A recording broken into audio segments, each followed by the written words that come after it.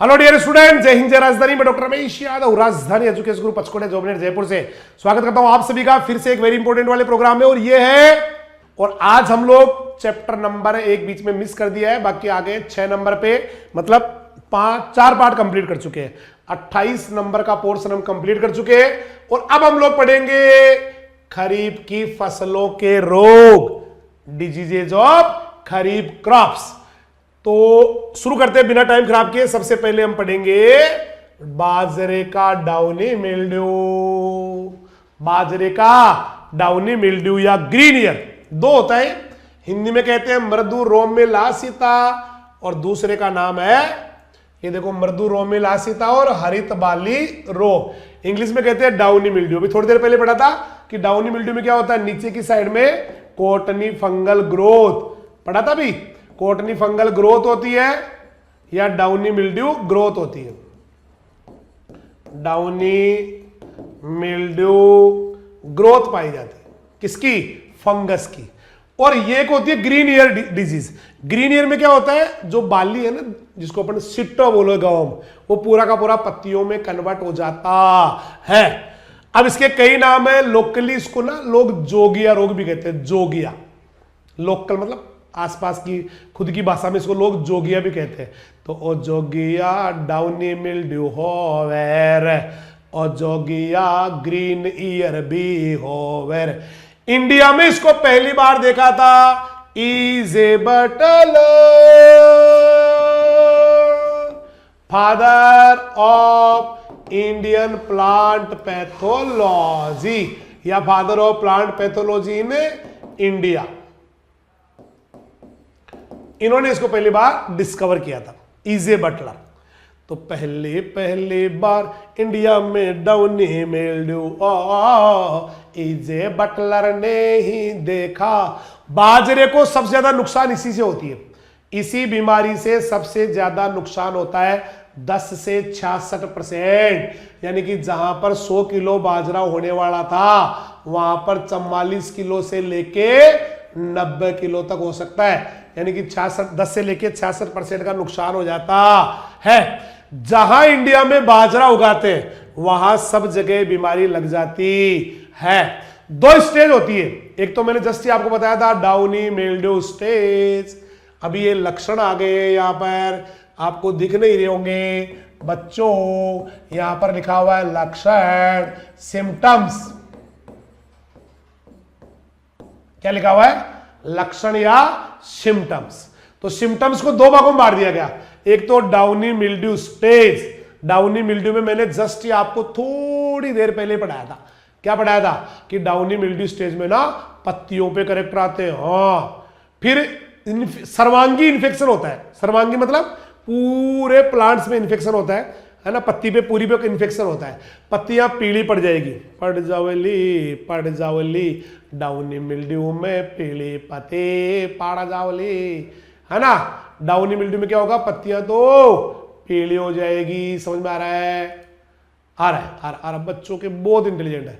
पत्तियां तो क्या होगी, देखो, एक तो डाउनी मिल्ड्यू, ये वाला बता रहा हूं मैं आपको, डाउनी मिल्ड्यू की बात कर रहा हूं। इसकी डाउनी मिल्ड्यू की बात करें तो इसके पत्तियों पे आएंगे करेक्टर, पत्तियों पे आएंगे। मैं यही बताता हूं। चलो यहां पे नए ब्लैक एंड उस पे ले लेता हूं, व्हाइट बोर्ड पे, ये वाला। इसकी 2 स्टेज है। इसका नाम ही, बीमारी का नाम ही 2 है। एक तो डाउनी मिल्ड्यू और एक आपका green ear. Green ear downy mildew में क्या होगा, देखो, एक तो करेक्टर लीफ पे आएंगे, ऑन लीफ आएंगे एक बार। दूसरा येलो कलर की हो जाएगी पत्तियां। आप दिमाग में पिक्चर बनाते जाओ, पत्तियां कैसी हो जाएगी, पीली। पत्तियां कैसी हो जाएगी, पीली हो जाएगी। करेक्ट है। एक इन्फेक्शन इसका सर्वांगी होगा, सिस्टेमिक। मैं किसका करेक्टर बता रहा हूं, मृदु रोमिलासिता का या डाउनी मिल्ड्यू का। सिस्टेमिक इन्फेक्शन होगा, यानी कि पूरे पौधे में फैल जाएगी बीमारी। पत्तियां जो है ना बेटा पीली होगी, समझ में आ गया। पौधे बोने रह जाएंगे, ड्वार्फिज्म हो जाएगा प्लांट्स का। तो ड्वार्फिज्म ऑफ प्लांट्स, पौधे बोने रहेंगे। जब पत्तियां पीली पड़ गई तो पौधे देखो बोने रहेंगे, नेचुरली बात है, क्योंकि फोटोसिंथेसिस रुकी गया वैसे ही। ठीक है भाई। पीली सफेद धारियां बन सकती है, येलो एंड व्हाइट स्ट्रिक्स बन सकती है, धारियां बन सकती है, पीली सफेद धारियां बन जाती है। पत्तियों के नीचे मैंने आपको कहा था ग्रे कलर की या व्हाइटिश ग्रे कलर की डाउनी मिल्ड्यू ग्रोथ, ये पत्ती है, इसके नीचे की साइड मिलेगी ग्रेइस कलर की, आप चाहे कोटनी फंगल ग्रोथ कह दो, चाहे उसको डाउनी मिल्ड्यू ग्रोथ कह दो। एक बार फिर से रिपीट करता हूं, पत्तियों, अच्छा धारियां भी कैसी होगी बताया ना मैंने आपको, भूरी या इसकी ग्रेइस कलर की हो जाएगी, ठीक है। धारियां कैसी होगी, पहले तो सफेद दूसरा कलर की पड़ेगी, बाद में तो ये धारियां पूरी पूरी ब्राउन हो जाएगी, बाद में पहले तो व्हाइट ग्रेइस पड़ेगी, बाद में पूरी पूरी कैसी हो जाएगी, ये ब्राउन धारियां पड़ जाती। अब पत्तियां ऐठी हुई मिलेगी, पत्तियां कैसी मिलेगी, ऐठ जाती है, ट्विस्टेड हो जाती है ना, रूप बिगड़ जाता है उनका झुरीदार। तो पत्तियों के ऊपर और क्या करेक्टर आएगा, ट्विस्टेड एंड रिंकल्ड। अब मैं एक बार हिंदी में रिपीट कर रहा हूं, इसको सुनना, रिंकल्ड हो जाती है लीव्स, हिंदी में बोल रहा हूं। लक्षण आए पत्तियों पर, पीली पड़ गई पत्तियां जी, फैल गया पूरे पौधे में, सर्वांगी लक्षण आ गए जी, पौधा रह गया बोना जी, डाउने तो मिल्ड्यू, है ना। और येलो व्हाइटिश धारियां पड़ जाती है, बाद में ये धारियां कैसी हो जाती है, भूरे कलर की हो जाती है। एक पत्ती की निचली सतह पर क्या होता है, डाउनी मिल्ड्यू ग्रोथ, है ना, रुई की तरह ग्रोथ मिलती है, समझ में आ गई बस। और लास्ट में पत्तियां ऐठी हुई और झुरीदार बन जाती है। दोबारा देखो, याद करो हाथों हाथी, लक्षण आए पत्तियों पर, पीली पड़ गई पत्तियां जी, पूरे पौधे में लक्षण जी, छोटा रह गया पौधा जी, पीली सफेद तो धारियां जी, नीचे बन गई डाउनी मिल्ड्यू ग्रोथ, है ना, रुई की तरह ग्रोथ आ जाती है निचले वाले सतह में, ठीक है। फिर बाद में पत्तियां, लास्ट में क्या, पौधा बोना रह जाएगा और लास्ट में पत्तियां हो जाएगी इसकी ऐठी हुई या झुरीदार। ये तो किसके कैरेक्टर हो गए बाबा, ये तो हो गए डाउनी मिल्ड्यू के। चलो एक बार मैं डाउनी मिल्ड्यू आपको दिखाता हूं, पर्ल मिलेट की, बाजरे की, downy mildew, MILDEW of pearl millet, आई नहीं, आगे आगे आगे आगे, ये देखो, ये डाउनी मिल्ड्यू है ना, ये डाउनी मिल्ड्यू है, या ये डाउनी मिल्ड्यू। और देख लो दूसरा बाजरे के अंदर, इसमें दोनों कैरेक्टर आएंगे। ये देखो मैंने, ये पत्ती और ये डाउनी मिल्ड्यू कैरेक्टर ये है, क्या बोला मैंने, पत्तियों पे कैरेक्टर आते हैं डाउनी तो मिल्ड्यू, पूरी पत्ती और पौधे पर सिस्टेमिक इन्फेक्शन, पत्तियां तो पीली पड़ गई, पौधे तो बोने रह गए, सफेद पीली आ गई धारियां, देखो धारियां से सफेद पीली से धारियां आ जाती है, आ रही है।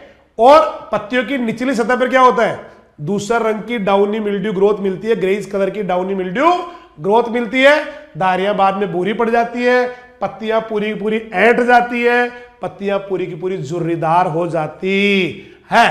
ये कैरेक्टर आ गया। इसके बाद में लेते हैं अपन ये वाला दूसरा स्टेज, ये आता है, इनमें कोई सा ही ले लो जाए, ये वाला, इसको बोलते हैं stage number 2, green ear stage, हरित बाली अवस्था। ये पुष्पक्रम पे आती है, बाली के ऊपर आती है, पुष्पक्रम या बाली के ऊपर आती है, या तो बाली बनती ही नहीं, रोगी पौधे पे बाली नहीं बनती, बनती तो फिर पत्तियां बन गई, ओ भीर मारा पत्तियां बन गई।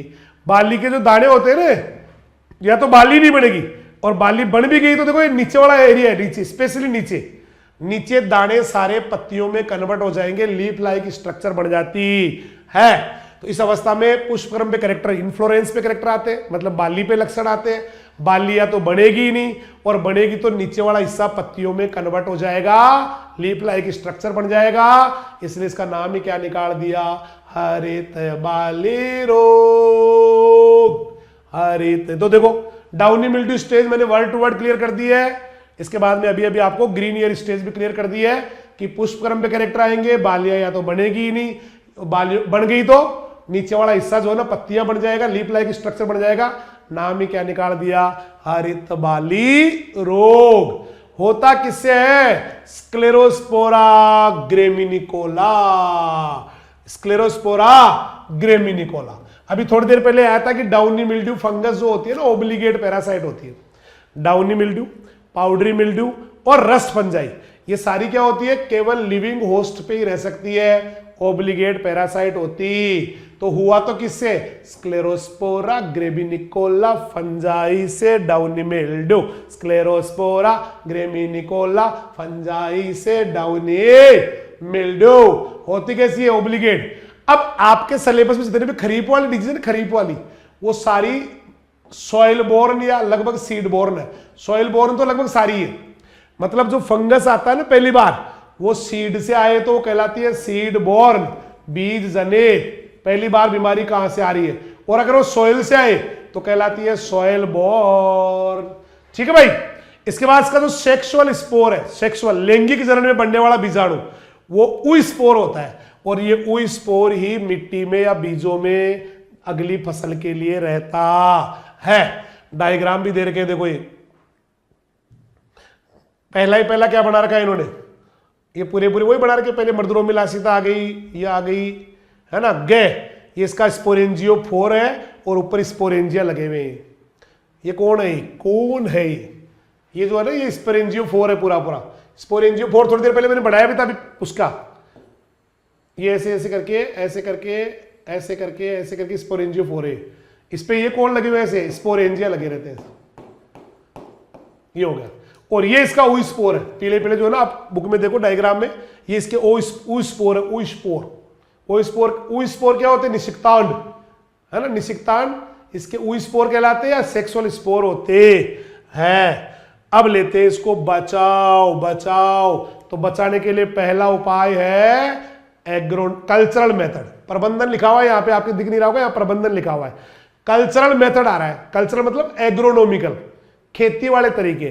तो एक तो हेल्दी और सर्टिफाइड सीड ले, क्योंकि बीज जनित रोग है। अभी आपने कहा ना सीड बोर्न है, तो सीड ही ऐसा लो जिसमें पहले रोग हो ही नहीं। हेल्दी सीड ले लो, सर्टिफाइड सीड ले लो। तो सीड बोर्न है इसलिए बढ़िया सीड ले। जितनी बीमारियां सीड बोर्न होती है ना, बीज जनित, उनका बीज अच्छा लेना चाहिए, फिर हेल्दी लेना चाहिए, प्रमाणित लेना चाहिए। दूसरा सॉइल बोर्न भी है, इसका रोगाणु जो है ना ऊ स्पोर, वो मिट्टी में भी रहता है। तो डीप समर प्लोइंग कर दो, गर्मियों में गहरी जुताई कर दो, इससे बाहर आके वो मर जाते।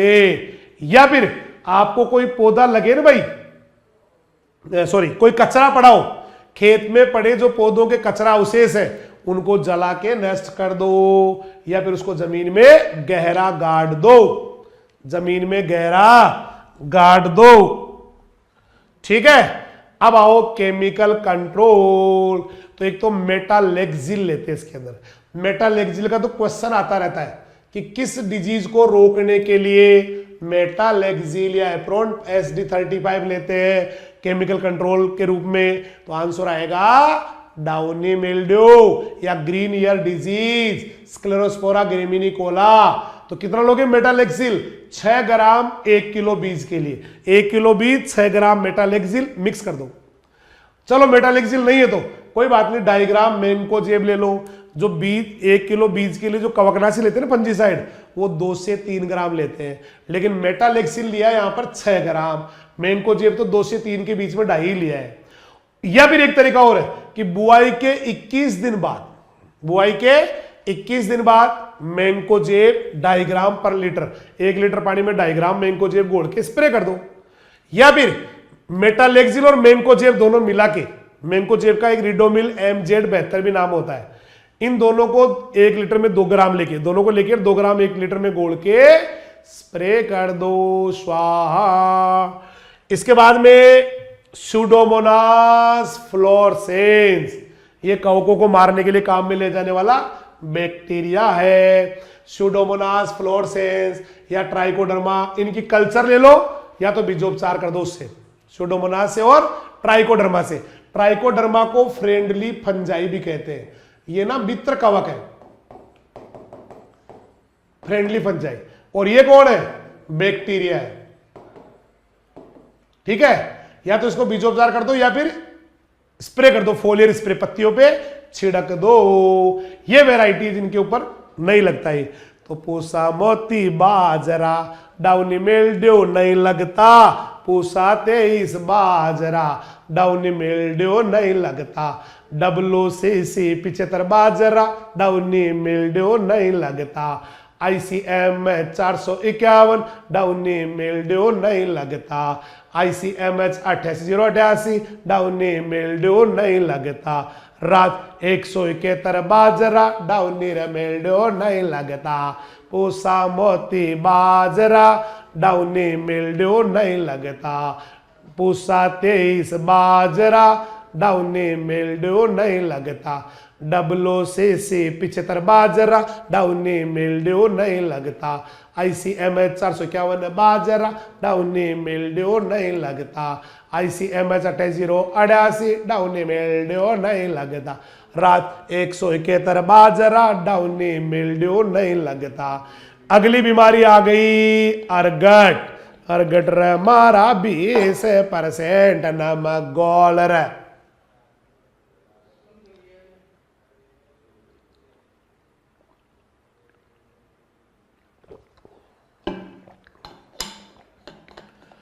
अर्गट रे मारा 20% नमक गोल रे, सेहू रे मारा 20% नमक गोल रे, टुंडू रे मारा 20% नमक गोल रे, कासनी 5% नमक गोल रे, अमर बेल 2% नमक गोल रे। ऐसे भी करते हैं, ठीक है। चलो इसके बाद आ गया अर्गट। तो अर्गट क्या होता है? अर्गट का मतलब होता है स्क्लेरोसियम। पहले गुलाबी रंग का हनी ड्यू निकलेगा बाली में से, गोंद, गोंद चेपा भी कहते हैं इसको, गोंद सा निकलेगा। वो गोंद क्या होगा बेटा? सूख के काला काला हो जाएगा। जिस दिन वो गोंद सूख के काला हो गया उसका नाम होता है स्क्लेरोसियम। स्क्लेरोसियम में एक एल्कलॉइड होता है अर्गोटीन या अर्गोटॉक्सिन। इसकी कहानी ऐसे होती है, पहले तो निकल, देखो एक आपको मैं दिखाता हूं डायग्राम ही। अर्गट रोग, चेप्पा, अर्गट डिजीज ऑफ बाजरा, दिख रहा है किसी को? इसमें पहले क्या होगा? गोंद सा निकलेगा। देखो और बढ़िया देखता हूं मैं, क्लीन हो जाए, आपको एकदम क्लीन दिख जाए। पहले ये होगा, इसमें कोई गोंद सा दिख रहा है, गोंद सा, बड़ा नहीं होता है इसमें ना। ये यहां पर देखो कोई गोंद सा दिख रहा है, कि गौर से देखो इतनी दूर के अंदर दिख रहा है गोंद सा। तो पहले ऐसा गोंद सा निकलता है, ठीक है। पहले क्या निकलता है? हनी ड्यू निकलता है, गोंद सा निकलता है, कोई दिक्कत है? बाद में काला पड़ जाता है। आगे चल के क्या होगा फिर? ये थोड़े दिनों बाद में ऐसा हो जाएगा। देखो ये शुरू में तो पहले गोंद से निकला, बाद में काला काला हो जाता है। इस काले को क्या बोलते हैं? ये जो काला काला दिख रहा है इसको बोलते हैं स्क्लेरोसियम। क्या बोलते हैं? स्क्लेरोसियम। तो पहले तो क्या हुआ? देखिए पहले तो पिंक कलर का, पिंक निकला, हनी ड्यू, शहद, वो हो गया। फिर ब्लैक, ब्लैक होते उसका नाम क्या पड़ गया? स्क्लेरोसियम। स्क्लेरोसियम सूखा सूखा हो जाता है, हार्ड हार्ड सा। स्क्लेरोसियम में एक एल्केलॉइड होता है, एल्केलॉइड, जिनसे दवाइयां बनती है। स्वाद में कड़वे, जल में एगुलनशील, दवाई के काम आते हैं। एल्केलॉइड क्या होते हैं? पौधों से मिलते हैं, स्वाद में कड़वे होते हैं, जल में एगुलनशील होते हैं, दवाइयों के काम में आते हैं। तो इसमें एक वो एल्केलॉइड मिलता है, इसका नाम होता है अर्गोटीन। इसकी पूरी कहानी इतनी सी है, अर्गोटीन, या उसको बोलते हैं अर्गोटॉक्सिन। अर्गोटीन या अर्गोटॉक्सिन, ठीक है। अगर किसी इंसान ने इसको खा लिया या कोई जानवर ने खा लिया, जानवर या आदमी ने खा लिया, जानवर या आदमी ने खा लिया, तो उसकी बीमारी हो जाती है अर्गोटिज्म। बीमारी का नाम है एरेगोटिज्म। रोग हो जाता है, किसके अंदर है? आदमी में भी या जानवर में भी बीमारी हो जाती है, जिसके अंदर पेट दर्द होता है, सिर चकराता है, उल्टियां आती है, दस्त हो जाते हैं, है ना, ये प्रॉब्लम हो जाती है, इसको अर्गोटिज्म कहते हैं। तो ये पूरी कहानी है कि पहले तो पिंक पिंक हनी ड्यू, सूख के काला स्क्लेरोसियम, स्क्लेरोसियम में एल्कलॉइड होता है अर्गोटीन, अर्गोटॉक्सिन, आदमी या एनिमल ने खाया, बीमारी अर्गोटिज्म है पाया, बीमारी अर्गोटिज्म है पाया, बीमारी अर्गोटिज्म है पाया। देखो अर्गट का मतलब ही क्या होता है, स्क्लेरोसियम, स्क्लेरोसियम। स्क्लेरोसियम कवक के उत्तकों से बनता है, फंगल टिश्यू से बनने वाला गहरा भूरा या काले रंग का हार्ड स्ट्रक्चर होता है। वो पहले गोंद सा निकलता है, वही हार्ड हो जाता है। क्लेविसेप्स फंजाई निकालती, क्लेविसेप्स इसका नाम है क्लेविसेप्स फ्यूजिफोर्मी से कवक का ही, तो कवक का नाम ही क्या जो निकाल, इस रोग को करने वाले कवक का नाम क्लेविसेप्स, क्लेविसेप्स, क्लेविसेप्स। क्लेविसेप्स से निकलता है स्क्लेरोसिया।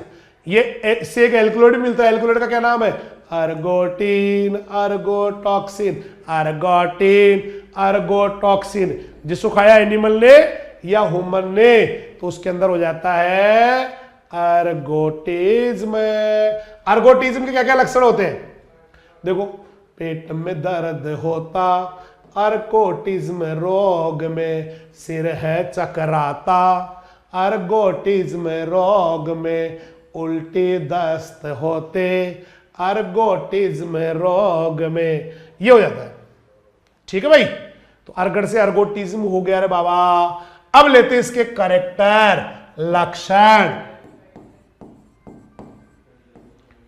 तो लक्षण तो मैंने बता ही दिया अभी आपको कि पहले तो क्या निकलेगा जी, गोंद निकलेगा, बताया ना मैंने आपको।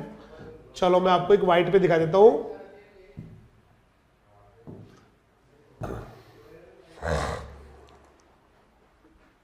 है ना। एक तो कैरेक्टर आएंगे कब, फूल आते टाइम, फ्लावरिंग स्टेज पे आते हैं, है ना। अपन पढ़ रहे हैं सिम्टम्स, लक्षण। तो लक्षण आएंगे कब, पहला पॉइंट तो है लक्षण कब आएंगे, उत्तर आएगा पुष्पावस्था पर, फ्लावरिंग स्टेज पर। ठीक है, अब इसके दो स्टेज बनाएंगे हम। पहला है honeydew stage, honeydew stage, मधु बिंदु अवस्था।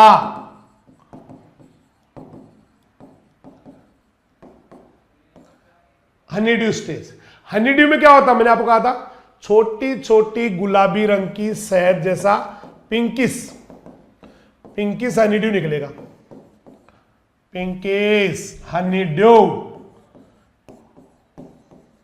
गुलाबी रंग का छोटी छोटी बूंदे निकलेगी, है ना, बाली के ऊपर, बाली पे आएगा। बाद में क्या होगी, चिपचिपा सा बनके पूरी बाली पे फैल जाएगा, ये नहीं स्टिकी बन जाएगा, ये बिकम स्टिकी, चिपचिपा बन जाएगा, ये बिकम स्टिकी।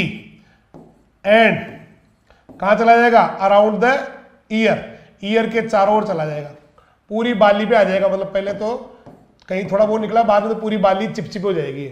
ठीक है, इसलिए इसका नाम पड़ गया चेपा, चेपा। इस बीमारी का नाम ही क्या हो गया, आयो चेपा, चेपा, क्योंकि बाजरा चिपचिपा सा हो गया। ठीक है, ये काम हो गया। इस डायग्राम भी दे रखा आपकी बुक में, देखो ऐसे कैसे। उसके बाद स्टेज नंबर 2, दूसरी स्टेज में क्या होगा, स्क्लेरोसियल, वही जो आपका एलईडी तो ना, स्टेज नंबर 2 स्क्लेरोसियल स्टेज, स्क्लेरोसियल स्टेज। जो अभी काला का वो पिंक कलर का निकला ना आपका, पिंक, पिंक हनीड्यू, ये थोड़े दिनों में क्या होगा, काला पड़ जाएगा, काला। 10 दिन के बाद में लगभग ये क्या हो जाएगा, ये काला काला ब्लैक स्क्लेरोसियम बन जाएगा। अभी बताते ना आपको स्क्लेरोसियम, वो बन जाएगा। बस ये स्क्लेरोसियम स्टेज है, गहरा भूरा रंग का या काला रंग का स्क्लेरोसियम बन जाएगा। अब लेते हैं किससे होता है रे तेरा अर्गट डिजीज। तो अर्गट तो पहले ही बता दिया मैंने, अर्गट किससे होता है बाबा। इसका डायग्राम डुइग्राम देख लेना भाई। एक तो देखो ये वाली जो स्टेज है ना, ये तो शुरू वाली है पिंकिश कलर, जिसको कहते थे अपन मधु बिंदु अवस्था, हनीड्यू स्टेज। ये दूसरी वाली जो है ना काला पड़ गया, स्क्लेरोसियल स्टेज बुक के अंदर। फिर तीसरा जो है स्क्लेरोसिया, ये अगर आप वो गोंद से उतार लोगे तो ऐसा होता है वो। चौथा क्या है, ये इसके बीजाणु है, स्पोर्स है, पेरिथीसिया, एस्कसिया, एस्कोस्पोर, ये स्पोर है इसके जो इसके अंदर भरे हुए हैं, है ना, इनके अंदर। अब लेते हैं इसका पैथोजन, गन, मन। तो किससे होता है देखो, कानो का कर अर्गट होवे क्लेविसेप्स फ्यूजीफॉर्मिस फंजाई से होवे रे, क्लेविसेप्स फ्यूजीफॉर्मिस फंजाई से। कहां रहता है ये, सॉइल बोर्न। मैंने कहा था सॉइल बोर्न और सीड बोर्न होते हैं ज्यादातर सारे के सारे, मिट्टी में रहता है लेकिन इसके स्क्लेरोसिया जो है ना बीजों के साथ भी खेत में चले जाते हैं। तो बधाई हो, ये दोनों ही हो गया कि मिट्टी में भी गिर जाते हो, जो काले काली पपड़ी नहीं होती, सूख के वो गोंद सा था, हनी ड्यू था, वो काला बढ़ के स्क्लेरोसिया, तो वो मिट्टी में भी चले जाते हैं या फिर बीजों के साथ भी चले जाते हैं और अगली फसल में आ जाते हैं। इसका मतलब ये सॉइल बोर्न भी है। अरे कभी आपने गोंद वाला बाजरा नहीं देखा क्या? देखा होगा, जरूर देखना, आपके खेत में गोंद हो जाता है। बरसात के टाइम में लगातार अगर मॉइस्चर रहता है ना बेटा, तो पूरे बाजरे में अर्गट या गोंद लग जाता है और वो बीज के अंदर भी आ जाता है काला काला। वो उसके अंदर एल्कलॉइड होते हैं। तो क्या एल्कलॉइड से दवाइयां बनती है क्या? एल्कलॉइड से दवाइयां बनती है क्या? आप कहते हो स्वाद में कड़वे, जल में घुलनशील, दवाई के काम आते हैं। यस, दवाइयां बनती है इससे। कालचा गूंसू, यस, दवाइयां बनती है इससे। हाइसो, दवाई, हाँ दवाई है ना। तो ये मिट्टी में किस रूप में रहेगा? जैसे वो ऊस्पोर के रूप में रहता, ये वो स्क्लेरोसिया पड़े रहेंगे मिट्टी में, वो काला काला स्क्लेरोसिया पड़ा रहेगा। और बाद में क्या करेगा, जब बाजरे के बाली या फूल आ रहे हैं ना, तब ये एस्कोस्पोर बन जाएगा। वो काला काला जो होता है ना स्क्लेरोसिया, वो एस्को बीजाणु बनाएगा। एस्कोस्पोर क्या होंगे, ये हवा के द्वारा नए नए फूलों पे जाके इन्फेक्शन कर देते हैं। रिपीट कर रहा हूं, क्लेविसेप्स फ्यूजीफॉर्मिस से होता है, सॉइल बोर्न मिट्टी में रहता है स्क्लेरोसिया के रूप में, लेकिन बीजों के साथ भी जा सकता है।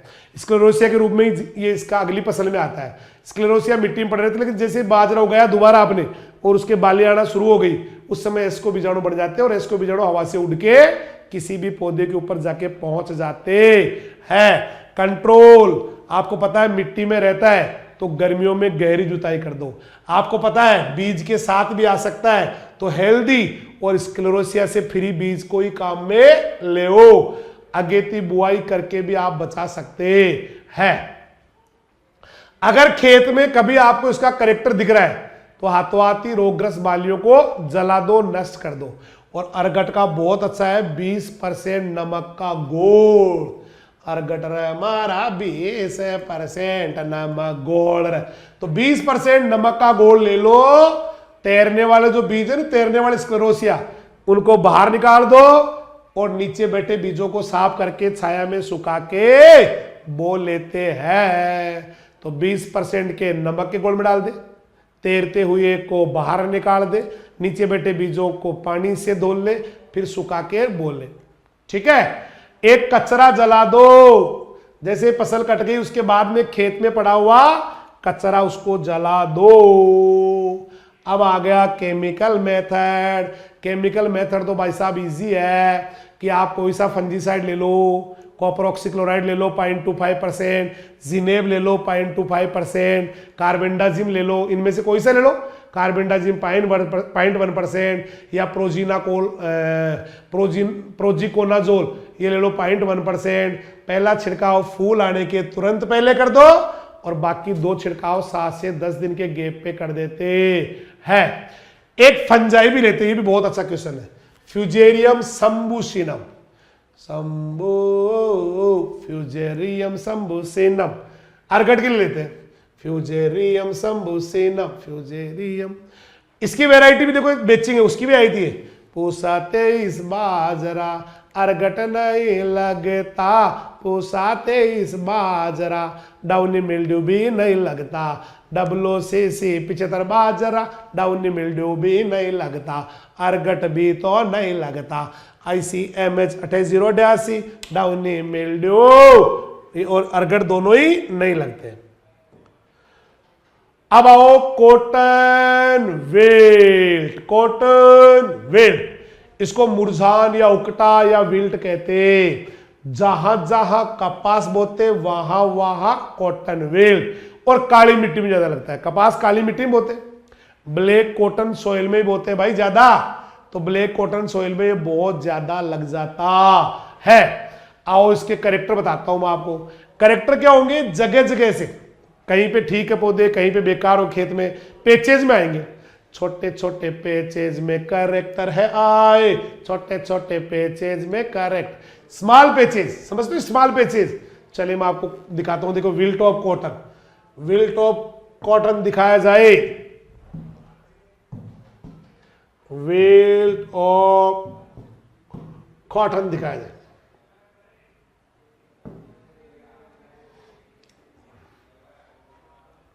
पूरे खेत में एक साथ नहीं आते है ना, थोड़ी दूर के अंदर आ गए, फिर वापस ठीक है, फिर आ गए, फिर ठीक है, ऐसे जगह जगह आते हैं है ना, ऐसे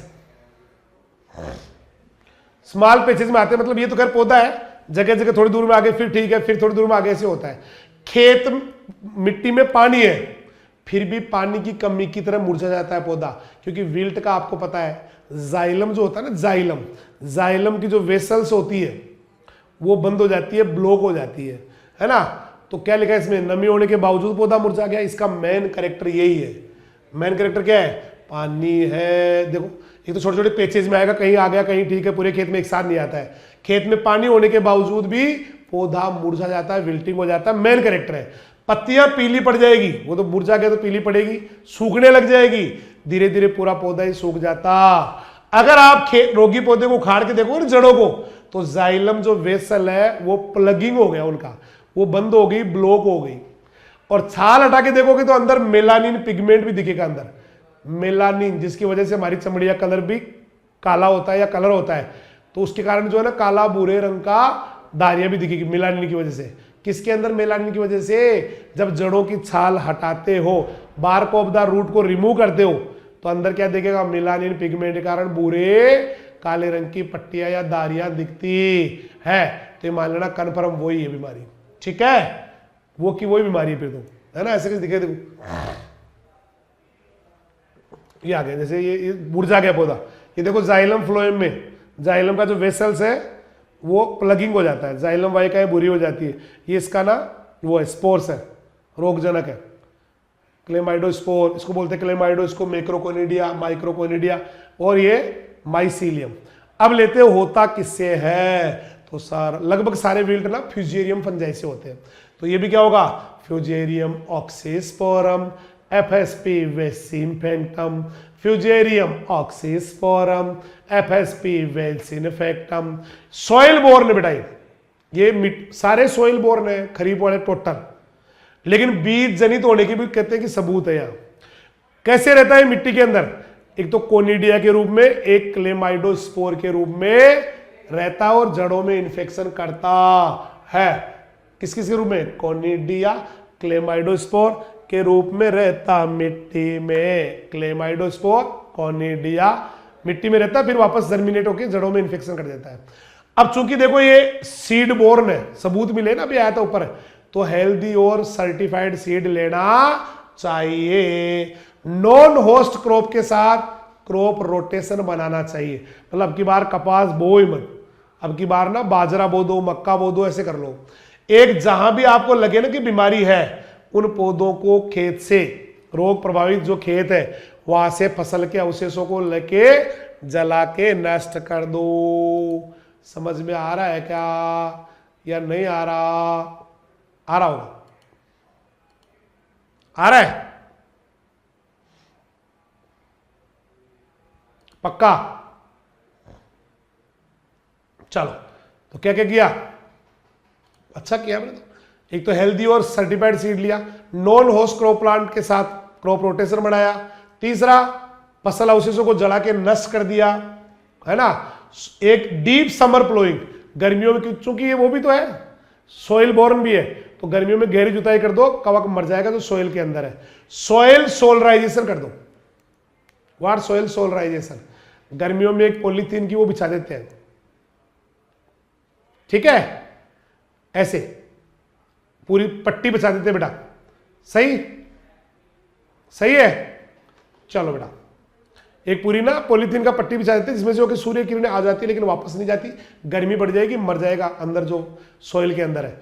एक खेत में ना नाइट्रोजन, पोटास और जिंक ये प्रॉपर बैलेंस में डालना चाहिए। तो मैं एक बार फिर से रिपीट कर देता हूं, स्वस्थ और प्रमाणित बीज लेना चाहिए, क्योंकि बीज जनित रोग है। नॉन होस्ट प्लांट यानी कपास के अलावा जिस कपास में या और किसी में लग रहा है उनको नहीं लेके दूसरे को फसल चक्र के रूप में उगाना चाहिए।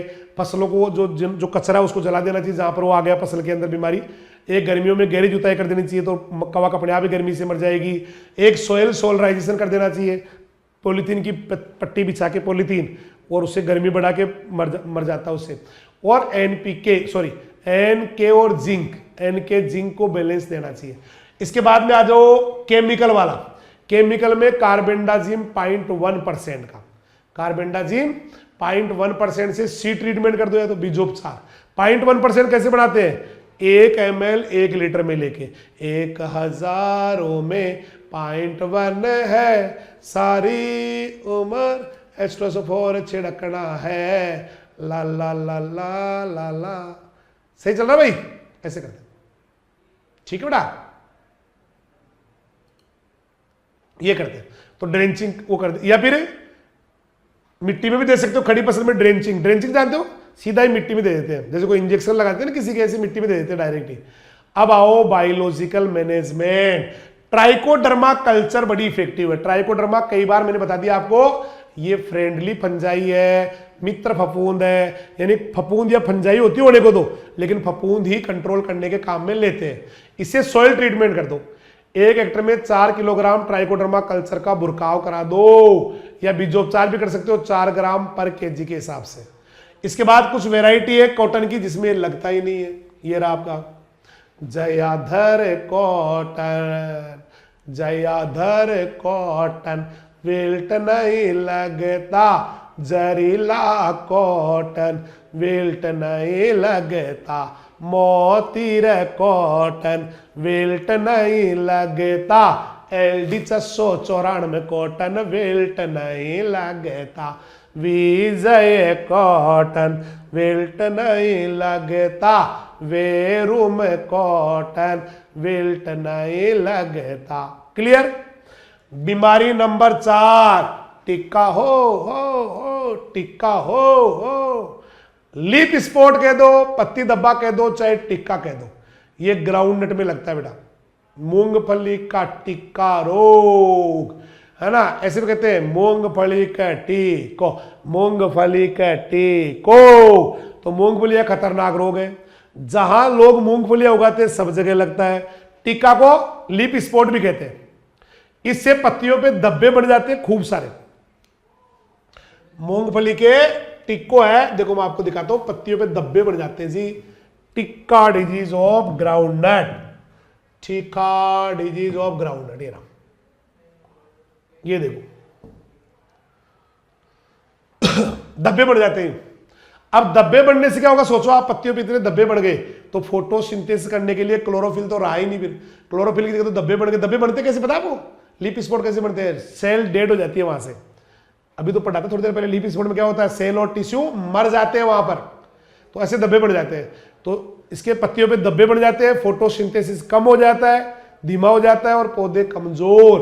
प्रकाश संश्लेषण कम होने से पौधे कमजोर, फलियां कम और छोटी रह जाती है। फिर जब फोटोसिंथेसिस नहीं हुआ तो कमजोर भी होगा, फलियां भी कम लगेगी और छोटा भी रह जाएगा, और 20 से 25% तक उपज में कमी आ जाती है। अब लेते हैं इसके सिम्टम्स, कैरेक्टर्स। तो देखो प्रकट होने के हिसाब से इसको 2 भागों में बांट दिया। एक तो जल्दी आने वाली, अर्ली, आते आते तूने, अर्ली अर्ली अगेती, ये इधर वाले जो है ना बेटा अर्ली अगेती, अगेती पत्ती धब्बा रोग, अगेती, और एक पछेती लेट। ये 2 पत्ती धब्बा रोग होते हैं, राइट। अब दोनों में क्या डिफरेंस देखो, अगर 3-4 सप्ताह की उम्र में आ गया, 3-4 सप्ताह में आ गया अगेती अगेती, 3-4 सप्ताह में आया। अगेती कब आया? 3-4 सप्ताह में। आपकी बुक में इधर लिखा हुआ है, मैं इधर लिख रहा हूं, है ना। 3-4 सप्ताह में आ गया, ठीक है। पछेती जो होता है ना वो लेट आता है, वो 1.5-2 महीने में आता है। 6 से 8 सप्ताह में आता है, तो 1 महीने के अंदर आ गया अर्ली लीप ए स्पॉट। 1 महीने के 3-4 सप्ताह में आ गया तो अर्ली, और 6 से 8 सप्ताह में आया ना, 1.5-2 महीने में आते आते बहुत देर कर दी, तो उसको बोलते हैं late blight. Late late late, तो जल्दी आ गया तो 3-4 सप्ताह में 1 महीने में आ गया। 4 सप्ताह का 1 महीना होता है ना, तो 20-25-30 दिन में आ गया तो अर्ली, और 1.5-2 महीने में आया तो लेट। क्लियर। इधर जो धब्बे आते हैं ना अर्ली में इरेगुलर आते हैं, टेढ़े मेढ़े, देखो कोई छोटा है कोई बड़ा है, ऐसे ना, ऐसे ऐसे ऐसे आते हैं धब्बे, ऐसे आते हैं अर्ली में अनियमित धब्बे। अर्ली में अनियमित, देखो आप गौर से देखो, अनियमित आते हैं, कोई शेप नहीं है। देखो ये जैसे ये है ना, ये धब्बा देखो कैसे हो रहा है, ये ऐसे हो रहा है ना, ऐसे आ रहे हैं। अर्ली में इरेगुलर ऐसे आते हैं, कोई शेप नहीं होती ऐसे, ऐसे कैसे में आ जाता है ये, है ना, ऐसे ऐसे कर ऐसे आते हैं। अर्ली में कैसे धब्बे आते हैं, अनियमित इरेगुलर। इधर आपको ज्यादा देखो गोल गोल मिलेंगे, गोल गोल गोल दबे है। लेट में तो गोल दबे है। या दूसरा देख लो, एक और इसका डायग्राम बहुत अच्छा है जो आपकी बुक में भी है, वही ये वाला है ना। 1 मिनट, बुक वाला ले लो नहीं, है ना, वही ठीक था, बस यही ठीक है, हो गया। तीसरा डिफरेंस देखो, तीसरे में क्या होता है, जो अर्ली होती है ना, अर्ली, उसमें धब्बे के पीछे पीला पीला रंग आता है। देखो ये बढ़ नहीं रहा, बड़ा नहीं हो रहा है ना। अर्ली में येलो हेलो आता है, येलो हेलो आता है, यानी कि धब्बे के चारों तरफ जो है ना पीला पीला सा कलर आता है। जैसे और किसी में दिखा दूं अर्ली में, तो येलो हेल, ये रहा, ये वाला, चलो यही सही है, ये बुक वाला है आपके, ये इधर इस बार इधर ही अर्ली है। इसमें देखो हर धब्बे के पीछे पीलास है, पीलास, पीला पीला रंग दिख रहा होगा आपको, बहुत अच्छे दिख रहा है देखो आप अर्ली के अंदर। जबकि लेट में डायरेक्ट ही काले काले धब्बे आ रहे हैं, कोई वो नहीं दिख रहा, कोई पीलापन नहीं है। तो पत्ती की ऊपरी सतह पे लाल भूरे से काले धब्बे बनेंगे। इधर कैसे धब्बे बनेंगे, लाल भूरे, आप देखो गौर से, वास्तव में लाल भूरे ही दिखेंगे आपको, लाल भूरे से लेके काले भी बन सकते हैं, काले धब्बे बनेंगे, स्पॉट बनेंगे। उधर क्या होगा, गहरे भूरे से काले बनेंगे। इधर तो बहुत ज्यादा गहरा भूरा है, dark brown to black spot बनते हैं, उधर लाल भूरे से काले बनते हैं। इधर जो है बेटा, हर धब्बे के पीछे जो गहरा है पीला पीला, येलो हेलो कहते हैं अंग्रेजी में। इधर पीला गहरा नहीं होता, इधर येलो हेलो नहीं बनता। इधर क्या होगा, हर धब्बे के पीछे येलो हेलो पीला पीला गहरा बन जाता है। सही भाई। इधर जो है ना धब्बों की संख्या और साइज की बात करें तो इधर धब्बे कम आते हैं, देखो गिने चुने आते हैं। जैसे इस पूरी पत्ती के ऊपर कितने धब्बे हैं, 1 और 2 ही धब्बे हैं, है ना, लेकिन साइज में बड़े आते हैं। धब्बे है कम, बड़े बड़े धब्बे आते कम है, स्पॉट क्या है, कम है, लेकिन बड़े आते हैं। ठीक है। इधर क्या होगा, धब्बे ज्यादा आते हैं लेकिन छोटे आते हैं, ज्यादा व छोटे। ठीक है भाई, ऐसे होता है। ये इसका धब्बों का साइज होता है 1 से 10 mm। अब धब्बे इधर क्या होता है, कम आते हैं, है ना, हालांकि बड़े आते हैं लेकिन बहुत कम आते हैं, इसलिए कम हानिकारक है। अगेती है कम हानिकारक और पछेती ज्यादा हानिकारक या ज्यादा हार्मफुल होती, क्योंकि धब्बे बहुत ज्यादा आते हैं, बड़ी स्पीड से आते हैं। अब बात करते हैं करता है कौन, कौन करता है। तो जो अगेती है ना, अगेती अरेचिडिकोला, इसको करता है सर्कोस्पोरा अरेचिडिकोला, सर्कोस्पोरा अरेचिडिकोला, सर्कोस्पोरा अरेचिडिकोला फंजाई करती है। ठीक है। इसको सर्कोस्पोरिडियम पर्सोनेटम करता है, सर्कोस्पोरिडियम कहते हैं, सर्कोस्पोरा भी कह सकते हैं, कोई गलत नहीं है। सर्कोस्पोरिडियम पर्सोनेटम,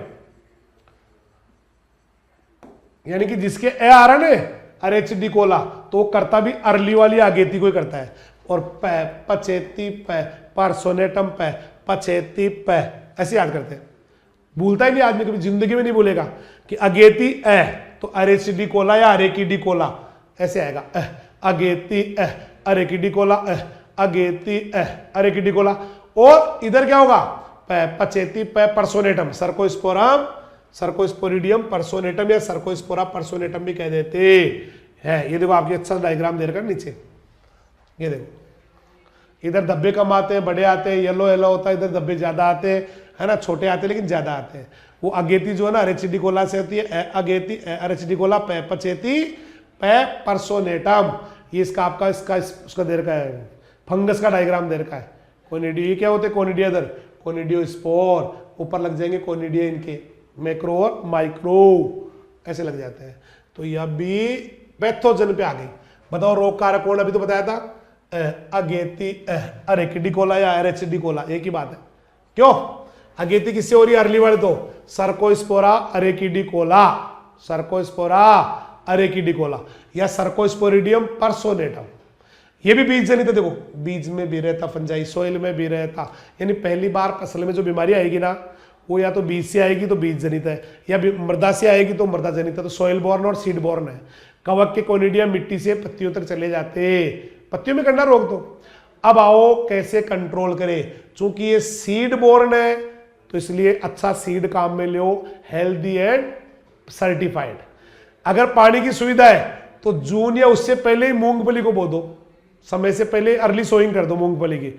गर्मियों में गहरी जुताई करके छोड़ दो क्योंकि ये सॉइल बोर्न भी है।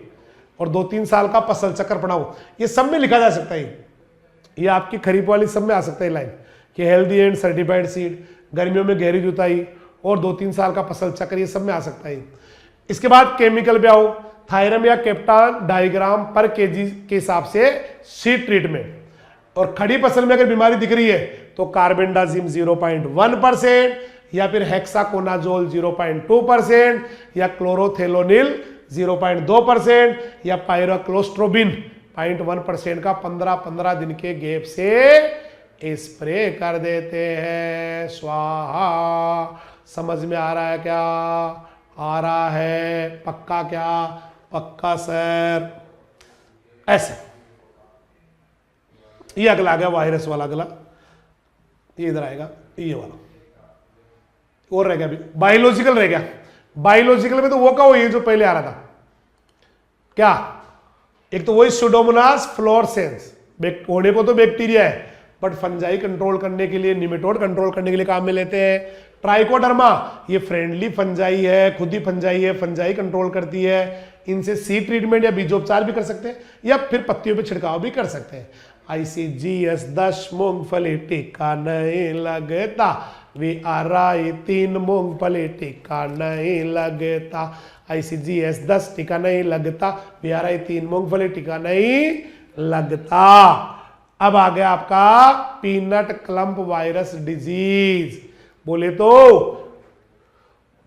मूंगफली का विषाणु गुच्छा रोग, विषाणु गुच्छा रोग ये वायरस से होता है। नाम ही वायरस देखो, पीनट क्लम्प, पीनट मूंगफली को बोलते हैं, ग्राउंड नट कोई, ये दिख रहा नहीं तो peanut clump virus disease, peanut clump PCV, peanut clump virus disease. तो ये वायरस से होता है, विषाणु से। कहां कहां होता है, राजस्थान में मूंगफली का peanut clump virus, Andhra Pradesh में, गुजरात में, पंजाब में, तमिलनाडु में, और रेतीली मिट्टी में ज्यादा अटैक होता है। मूंगफली हमेशा रेतीली में ही बोते हैं, रेतीली में ही बोते हैं। मूंगफली रेतीली में तो बोते हैं, मूंगफली रेतीली में बढ़िया होती है। अगर काली मिट्टी में होगी तो मोटी नहीं हो पाएगी। जो फसलें जमीन के अंदर लगती है ना उनको सॉफ्ट मिट्टी चाहिए, रेतीली चाहिए, सैंडी टाइप की चाहिए। समझ में आयो के।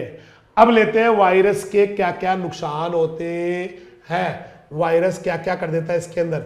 एक तो करेक्टर कितने दिन बाद में आएंगे, तो मारो रे पीनट क्लम्प वायरस 30 से 35 दिन बाद, 30 से 35 दिन बाद करेक्टर आएंगे, 30 से 35 दिन बाद करेक्टर आएंगे। कोई दिक्कत है अंडरलाइन कर लो।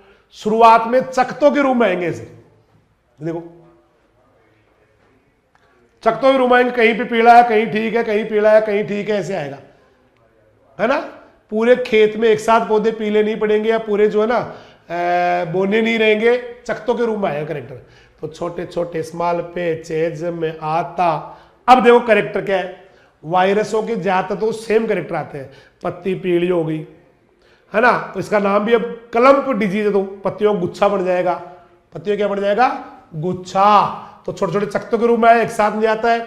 और जो रोगग्रसित भाग है वहां पर छोटे गहरे हरे रंग के और पहले गुच्छे बढ़ जाएंगे, बाद में पत्तियों पे आ जाएगा मोजेक, मतलब पीलापन आ जाएगा पत्तियों पे। पहले तो क्या हुआ, पौधे छोटे रह गए, गहरे रंग की पत्तियां, है ना भाई, पौधे छोटे रह गए, गहरे रंग की पत्तियां आ गई और गुच्छे बढ़ गए पत्तियों के। तो पौधे छोटे गहरे रंग की पत्तियां और गुच्छे, कलम बढ़ गया, कलम नाम ही कलम पे इसका। फिर नई पत्तियों पे क्या आ गया, जो नई निकल रही है, नई नई पत्तियों पे आ गया मोजेक करेक्टर, मतलब पीलापन आ गया। देखो पीत वर्ण आ गया, पीले रंग की रिंग्स बन गई, ऐसे आते हैं। रोगी पौधों पे फूल तो खिलेंगे लेकिन फलियां बहुत कम लगी, क्योंकि वो पीला पीला जो आ गया ना, पीला पीला पीला पीला आने से क्या होगा, फोटोसिंथेसिस या प्रकाश संश्लेषण कम हो जाएगा। इसलिए मोजेक करेक्टर आ गए, पीला रंग आ गया, पीले रंग की रिंग बन गई, है ना। रोगी पौधों पर फूल तो खिले लेकिन फलियां बहुत कम लगी और छोटी लगी, और उससे उपज में भारी कमी आ जाती है। अब लेते हैं फैलाता कौन है, आईपीसीवी को फैलाता कौन है, शॉर्ट में इसको आईपीसीवी कहते हैं, इंडियन पीनट क्लम्प वायरस। तो इंडियन पीनट आईपीसीवी को आईपीसीवी फैलाता है, मतलब नाम बीमारी क्या नाम है, इंडियन पीनट या पीनट क्लम्प वायरस का दो, पीनट क्लम्प वायरस। तो फैलाता भी यही है, फैलाने वाला कौन है, इंडियन पीनट क्लम्प वायरस, आईपीसीवी। आईपीसीवी चूंकि प्लांट वायरस है, प्लांट वायरस है ना, तो प्लांट वायरस में होता है क्या है, देखो एक तो सिंगल स्ट्रैंड होता है, एक आरएनए होता है। हमेशा पौधों में एक दो ही अपवाद है, जैसे caulimo virus, cauliflower mosaic virus, gemini virus, इनमें डीएनए होता है। बाकी जितने भी प्लांट्स में डिजीज करते हैं उनमें सब में आरएनए होता है। तो बताने की जरूरत नहीं भाई इसके अंदर कौन सा जेनेटिक मटेरियल है। आईपीसीवी चूंकि प्लांट का वायरस है, पौधों का है, तो सीधी सी बात है सिंगल स्ट्रैंड आरएनए होगा इसके अंदर। ये भी सोइल बोर्न है, अभी तक जितने भी आए हैं वो सोइल बोर्न और सीड बोर्न आए पूरे के पूरे। अब इसका फैलाने वाला फंजाई है, लेकिन फंजाई फैलाती है इसको, बहुत तगड़ा क्वेश्चन है।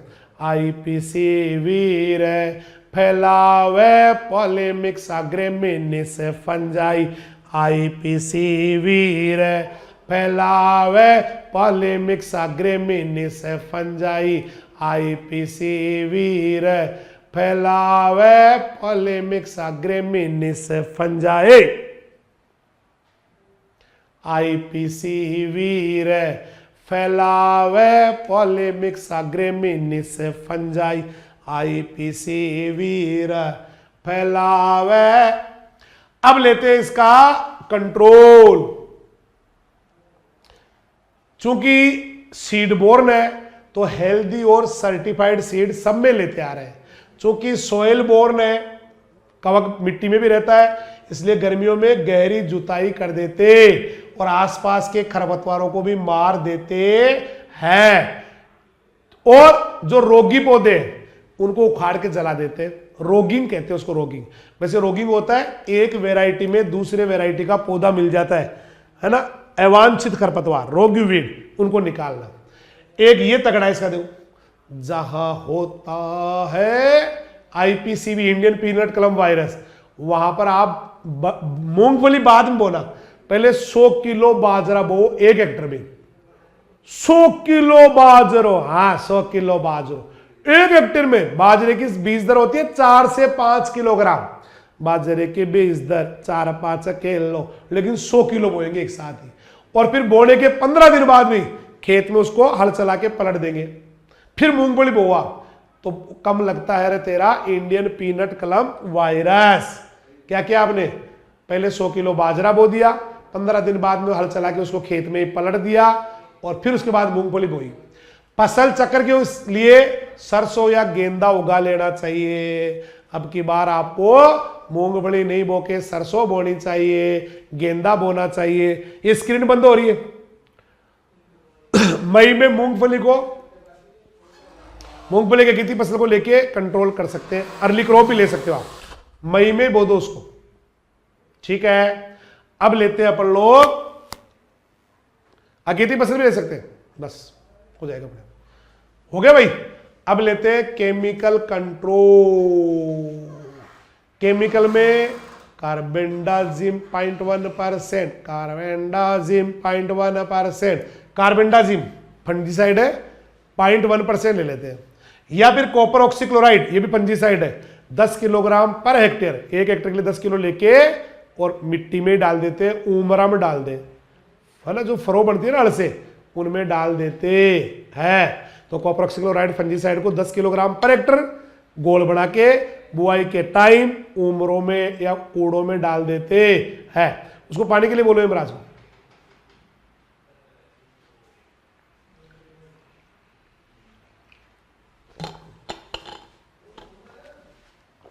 हो गया। अगली बीमारी हमारे बीच पहुंच गई है, कपास का जीवाणु अंगमारी रोग, बैक्टीरियल ब्लाइट ऑफ कॉटन। इसको ना कोणीय पत्ती धब्बा रोग भी कहते हैं। कौन सा पत्ती धब्बा रोग?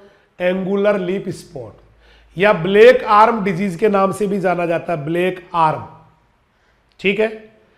कई नाम है, कोई कहे बैक्टीरियल ब्लाइट, कोई कहे एंगुलर लीफ स्पॉट। एंगुलर जानते हो, अगर कोई धब्बा ना ऐसे एंगल के साथ बने, कोण बना के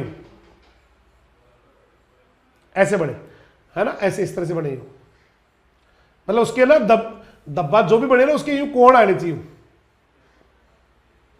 ऐसे ऐसे कोण आते हैं, यूं आता है, मतलब यूं ऐसे धब्बा कोण आते हैं उसके किनारों के ऊपर, उसके लिए वर्ड आता है एंगुलर लीफ स्पॉट। तो इसके धब्बे जो बनते हैं ना यूं यूं यूं कोण बनाते हुए आते हैं, एंगल्स आते हैं उसके अंदर, कोण आते हैं, कोणीय धब्बे होते हैं।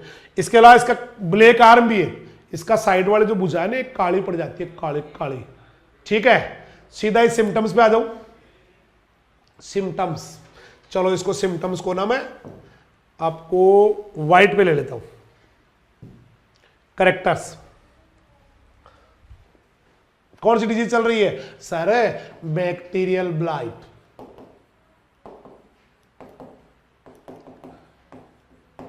Of cotton. सर हिंदी में बताओ, कपास का जीवाणु अंगमारी रोग।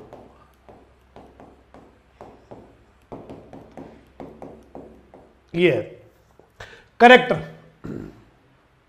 जड़ के अलावा सभी भागों पे इंफेक्शन, जड़ के अलावा सब भागों पे इंफेक्शन, सिर्फ रूट बचेगी, एक्सेप्ट रूट। जड़ के अलावा सभी भागों पे इंफेक्शन।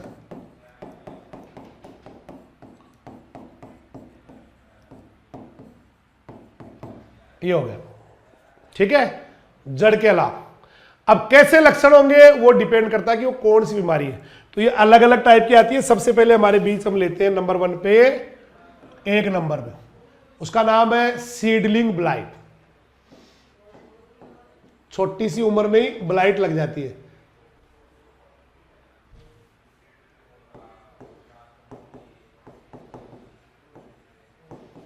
हिंदी में क्या बोलेंगे इसको? नवजात पादप अंगमारी।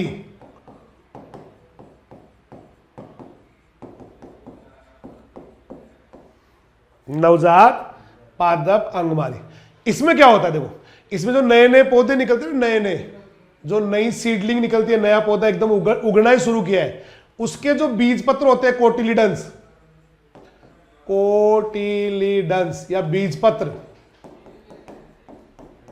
उस बीज पत्र पे काले काले वाटर सॉक धब्बे बढ़ जाएंगे, है ना, भूरे से काले हो जाएंगे, इन पे बढ़ जाएंगे जल सिक्त धब्बे। जानते हो जल सिक्त धब्बे? ऐसे पीछे से गीला गीला सा होता है, वाटर सॉक्ड धब्बे बन जाएंगे, वाटर सॉक्ड स्पॉट्स बन जाएंगे। देखो मैं दिखाता हूं आपको वाटर सॉक्ड क्या होते हैं।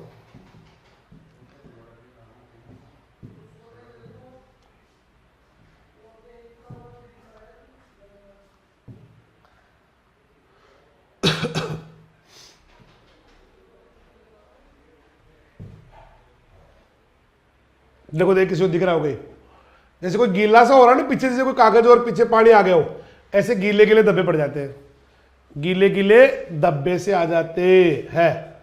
ये देखो है ना, डेढ़। गीले गीले धब्बे से आ जाते हैं बेटा, वाटर सोक्ड कहते हैं इनको।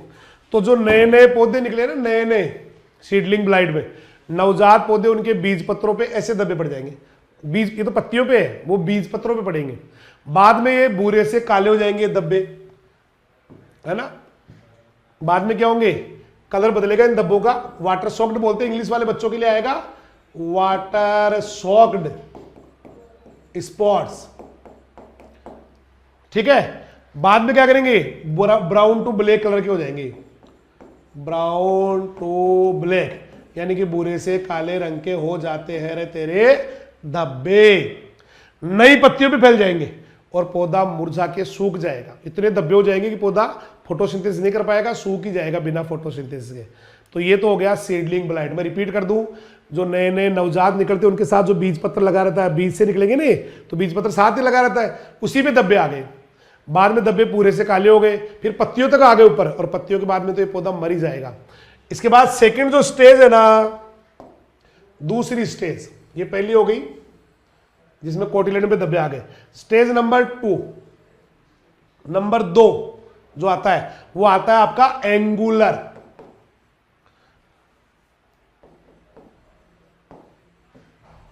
एंगुलर लिप स्पॉट बोले तो कोणीय पत्ती धब्बा, कोणीय पत्ती धब्बा, कोणीय पत्ती धब्बा। पत्तियां जो है ना उनके ऊपर ऐसे कोणीय धब्बे पड़ जाएंगे बेटा। जैसे ये पत्ती है तो उस पर यूं धब्बे पड़ जाएंगे, ऐसे कोण बढ़ाते हुए, है ना। ऐसे राउंड गोल नहीं बनेंगे, ऐसे ऐसे बनेंगे। दिखाओ लो, ये रे, ये तो आपकी बुक में ही बने हुए। देखो ये रे, देखो देखिए,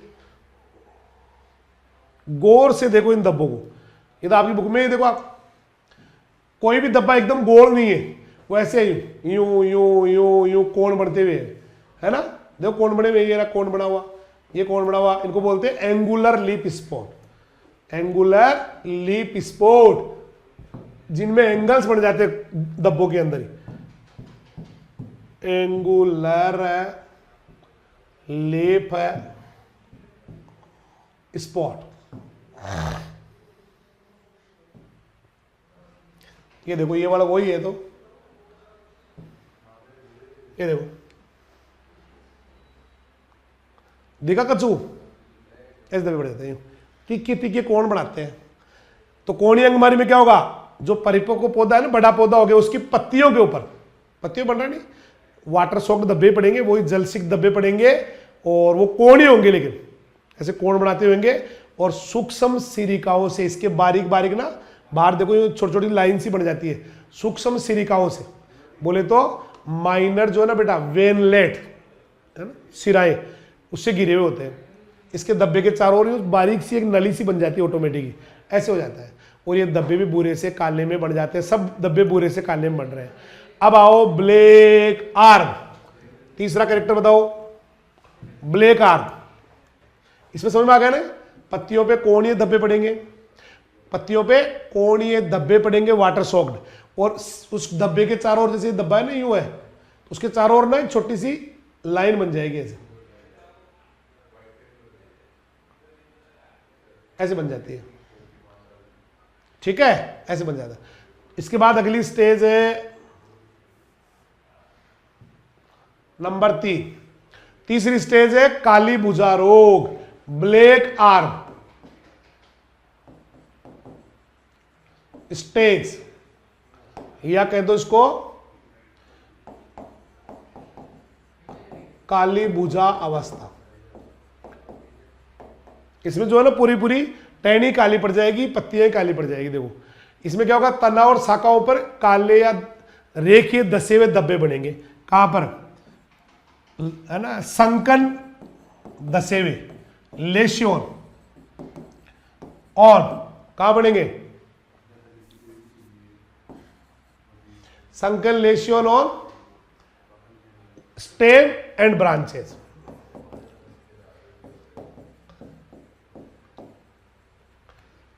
दसे हुए धब्बे पड़ जाएंगे बेटा, ठीक है। और वो धब्बा जो है ना पूरा ऐसे बढ़ता बढ़ता पूरे टहनी को ऐसे घेर लेगा चारों तरफ से, गिरडल टाइप में बन जाएगा। ये धब्बा क्या करेगा, जैसे टहनी है उसके चारों तरफ बन जाएगा, दोनों चारों तरफ यूं, जैसे यूं बढ़ गया चारों तरफ, उसके लिए वर्ड आता है ग्रिडल। तो ग्रिडल बन जाएगा। धब्बा क्या करेगा, स्टेम और ब्रांच के अंदर क्या बना देगा, ग्रिडल की तरह घेर लेगा उसको। ग्रिडल समझते हो, ग्रिडल दिखाओ, ग्रिडल।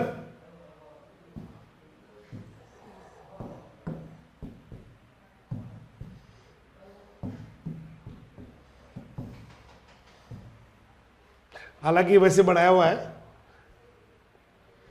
ये वाला, जैसे ये तो बनाया हुआ वैसे, ये ग्रिडल है, लेकिन ऐसे उसको ऐसे मान लो धब्बा चारों तरफ से घेर लेता है उसको, है ना, ग्रिडल बन जाएगा ये।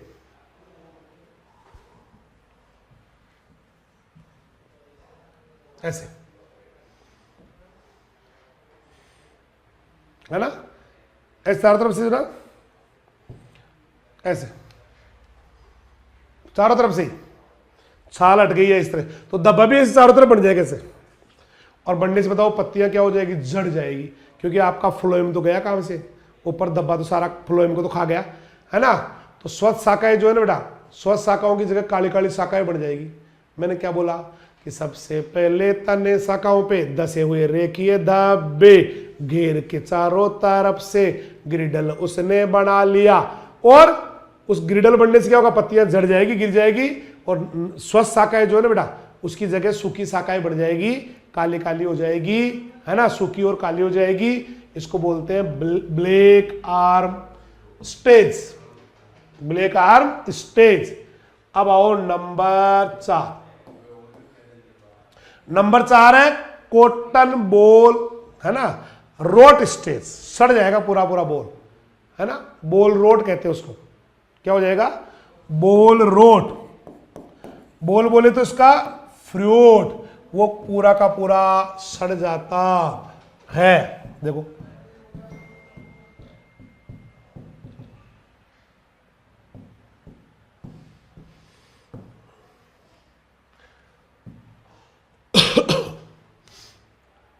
कोई सा लड़ो, सारे में बोल देखो सड़े हुए हैं।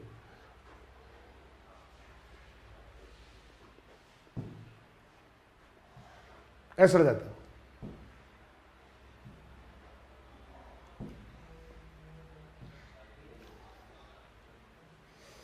तो बॉल पर भी क्या होंगे, वाटर सॉफ्ट धब्बे पड़े, सब में वाटर सॉफ्ट बढ़ रहे हैं इनमें। बाद में वाटर सॉफ्ट स्पॉट क्या होंगे, अंदर तक धस जाएंगे, धसे हुए धब्बों में बनेंगे। और आपकी बुक में भी दे रखा बहुत अच्छा डायग्राम है, देखो धसे हुए धब्बे बहुत अच्छे दिखा रहे, ये रहा जो धब्बे बने हुए हैं ना बॉल के ऊपर, ये अंदर तक चले जाएंगे। ये देखो काली बुझाई, पत्तियां काली पड़ गई, गिर जाती है। तो बॉल पे वही बॉल पे वाटर सॉफ्ट धब्बे पड़ेंगे, गीले गीले धब्बे पड़ेंगे, बाद में गहरे बुरे से काले और धस जाएंगे अंदर की ओर। अब धसने का क्या असर होगा कि बॉल में अंदर तक रुई में घुस जाएगा ये कालापन, सड़न, और रेसे जो लिंट है और बीज हो जाएंगे खराब, रुई भी हो जाएगी खराब, रुई भी हो जाएगी खराब। ये हो गया। अब लेते हैं इसका कंट्रोल। क्या करेंगे अब, कंट्रोल। पहले सॉरी पैथोजन पढ़ेंगे। पैथोजन कौन है इसका, bacterial blight of cotton, Xanthomonas axonopodis, pathovar malvacearum. Xanthomonas bacteria, bacterial blight है भाई, तो बैक्टीरियल ब्लाइट तो बैक्टीरिया से तो होगी वो। यहां पे लिखा हुआ है पैथोजन या रोग कारक, आपको दिख नहीं रहा है, तो इसका रोगजनक कौन है, जेंथोमोनास एक्सोनोपोडिस, पैथोवारम मालवेसियरम, जेंथोमोनास एक्सोनोपोडिस, पैथोवारम मालवेसियरम, जेंथोमोनास एक्सोनोपोडिस, पैथोवारम मालवेसियरम। ये पैथोवार क्या है, ऑप्शन नंबर 1 सोमवार या मंगलवार के बाद आने वाला वार। ऑप्शन नंबर 2 एक आदमी के ऊपर से 5 रुपए वार। ये ऑप्शन नंबर 3 एक आदमी ने तलवार लेके दूसरे पे कर दिया वार। ऑप्शन नंबर 4 जाति का उपविभाजन जो उस पौधे के नाम से होता है जिसमें वो संक्रमण करता है। मुझे पता आपने 4 बोला है, बहुत इंटेलिजेंट बच्चे आप। तो जेंथोमोनास एक्सोनोपोडिस, पैथोवार मालवेसियरम, ये ग्राम नेगेटिव बैक्टीरिया होता है। मैंने दिखा सुबह बताया था आपको, बीमारी करने वाले आते हैं इसके अंदर। ये रोड शेप्ड होता है, बेसिलाई फॉर्म में होता है। ये मोनोट्राइकस होता है, एक कसाबी का होती है, एक ही बाढ़ जैसा स्ट्रक्चर होता है। और ये भी बीमारी कैसी है आपकी, देखो, seed borne and soil borne, seed borne and soil borne. Control, मन कंट्रोल करा दो ये बैक्टीरियल ब्लाइट ऑफ कॉटन का। एक तो देखो, जैसे ही फसल काटो ना तो रोगी पौधे जो दिखते हैं ना उनको जला के नष्ट कर दो, खरपतवारों को या वीड को भी जला के डिस्ट्रॉय कर दो। एक नॉन होस्ट प्लांट का फसल चक्कर अपनाओ बेटा, जिसमें कपास नहीं आनी चाहिए, और डीप समर प्लोइंग कर दो, क्योंकि सीड बोर्न वो सॉइल बोर्न डिजीज भी है ये। सीड बोर्न है तो 56 डिग्री सेंटीग्रेड पे 10 मिनट गर्म पानी में बीज को रख के ले आओ, ठीक है। बीजों को 56 पे 10 मिनट के लिए, बीजों को 56 पे 10 मिनट के लिए गर्म जल में रख के ले आओ, बैक्टीरिया मर जाएगा। जेंथोमोनास एक्सोनोपोडिस पेथोवार मालवेसिएरा। अब आओ केमिकल ट्रीटमेंट। केमिकल ट्रीटमेंट में इसको एसिड से डिलिंटिंग करेंगे, ऊपर के बालों को जला देंगे, जो बिनोला होता है ना काकड़ो, इसके कॉटन सीड, उसके बालों को हटा देंगे ऊपर से, है ना, डिलिंटिंग कर देंगे या डिफजिंग कर देंगे एसिड से। ये बहुत इंपॉर्टेंट है, करते भी है, नॉर्मली करते हैं। तो बीजों को बोने से पहले कंसंट्रेट H2SO4 10:1 में लेते हैं। देखो ये देखो, देखिए 100 ml और इधर 1 किलो है, 100 ml और इधर 1 किलो है। इस ml की बराबर अगर हम ग्राम करें तो इसके अंदर 1000 ग्राम है, और इधर कौन है 100 ml है, तो इधर ग्राम है। तो ग्राम और ml में केवल सॉलिड और लिक्विड का फर्क होता है, थोड़ा बहुत हल्का फुल्का फर्क होता है। तो इसका मतलब इनको तो हम हटा देते हैं, और ऊपर कौन आ गया 100 ml और नीचे 1000 ग्राम। तो 1000 से काटोगे तो 1 2 1 2 1/10 1/10 रह गया नहीं, यानी कि 1:10 1:10 में लेते हैं हमेशा ही। हमेशा जो एसिड लेते हैं ना वो, या तो यूं कह दो कि 10 किलो बिनोले तो 1 लीटर H2SO4 लेते हैं, ऐसे बोल दो, या फिर 1 किलो बिनोले तो 100 ml लेते हैं, और 2-3 मिनट उस एसिड में, तेजाब में, सल्फ्यूरिक एसिड में डुबो देते हैं। बहुत इंपॉर्टेंट क्वेश्चन है, तो वैसे भी आता रहता है जनरली भी। उसके बाद ही आप इनको साफ करो, फिर बो। उसके बाद 2 ग्राम कार्बोक्सिन ले लो। कार्बोक्सिन नाम सुना होगा, आज सुबह आया था कार्बोक्सिन, भाई नहीं आया था, आया था। कार्बोक्सिन या ऑक्सीकार्बोक्सिन, इनसे भी सी ट्रीटमेंट कर सकते। स्ट्रेप्टोसाइक्लिन ले लो। स्ट्रेप्टोसाइक्लिन क्या है बेटा, स्ट्रेप्टोसाइक्लिन आपका ये एंटीबायोटिक है। पहला एंटीबायोटिक यही था पहला नहीं था, अरे यही था भाई, पहला एंटीबायोटिक है, एंटीबायोटिक है, एंटीबायोटिक है, एंटीबायोटिक। जाओ देखे पहले उस पे जाओ, सारे बच्चे ना पहले पार्ट पे जाओ, पैथोलॉजी जहां चालू हुई थी। देखे कौन गया पहले, देखे तो कौन जाएगा पहले, देखा तो कौन जाएगा पहले, गया कोई, गया, बहुत सारे बच्चे गए। किसको मिला स्ट्रेप्टोमाइसिन, ये वेक्समैन ने 1944 में डिस्कवर किया था, मिल गया होगा आपको। और कार्बोक्सिन को स्लेमिंग और कुल्का ने बनाया था, स्लेमिंग और कुल्का ने बनाया था। कार्बोक्सिन एक सिस्टेमिक फंजीसाइड बेटा, है ना।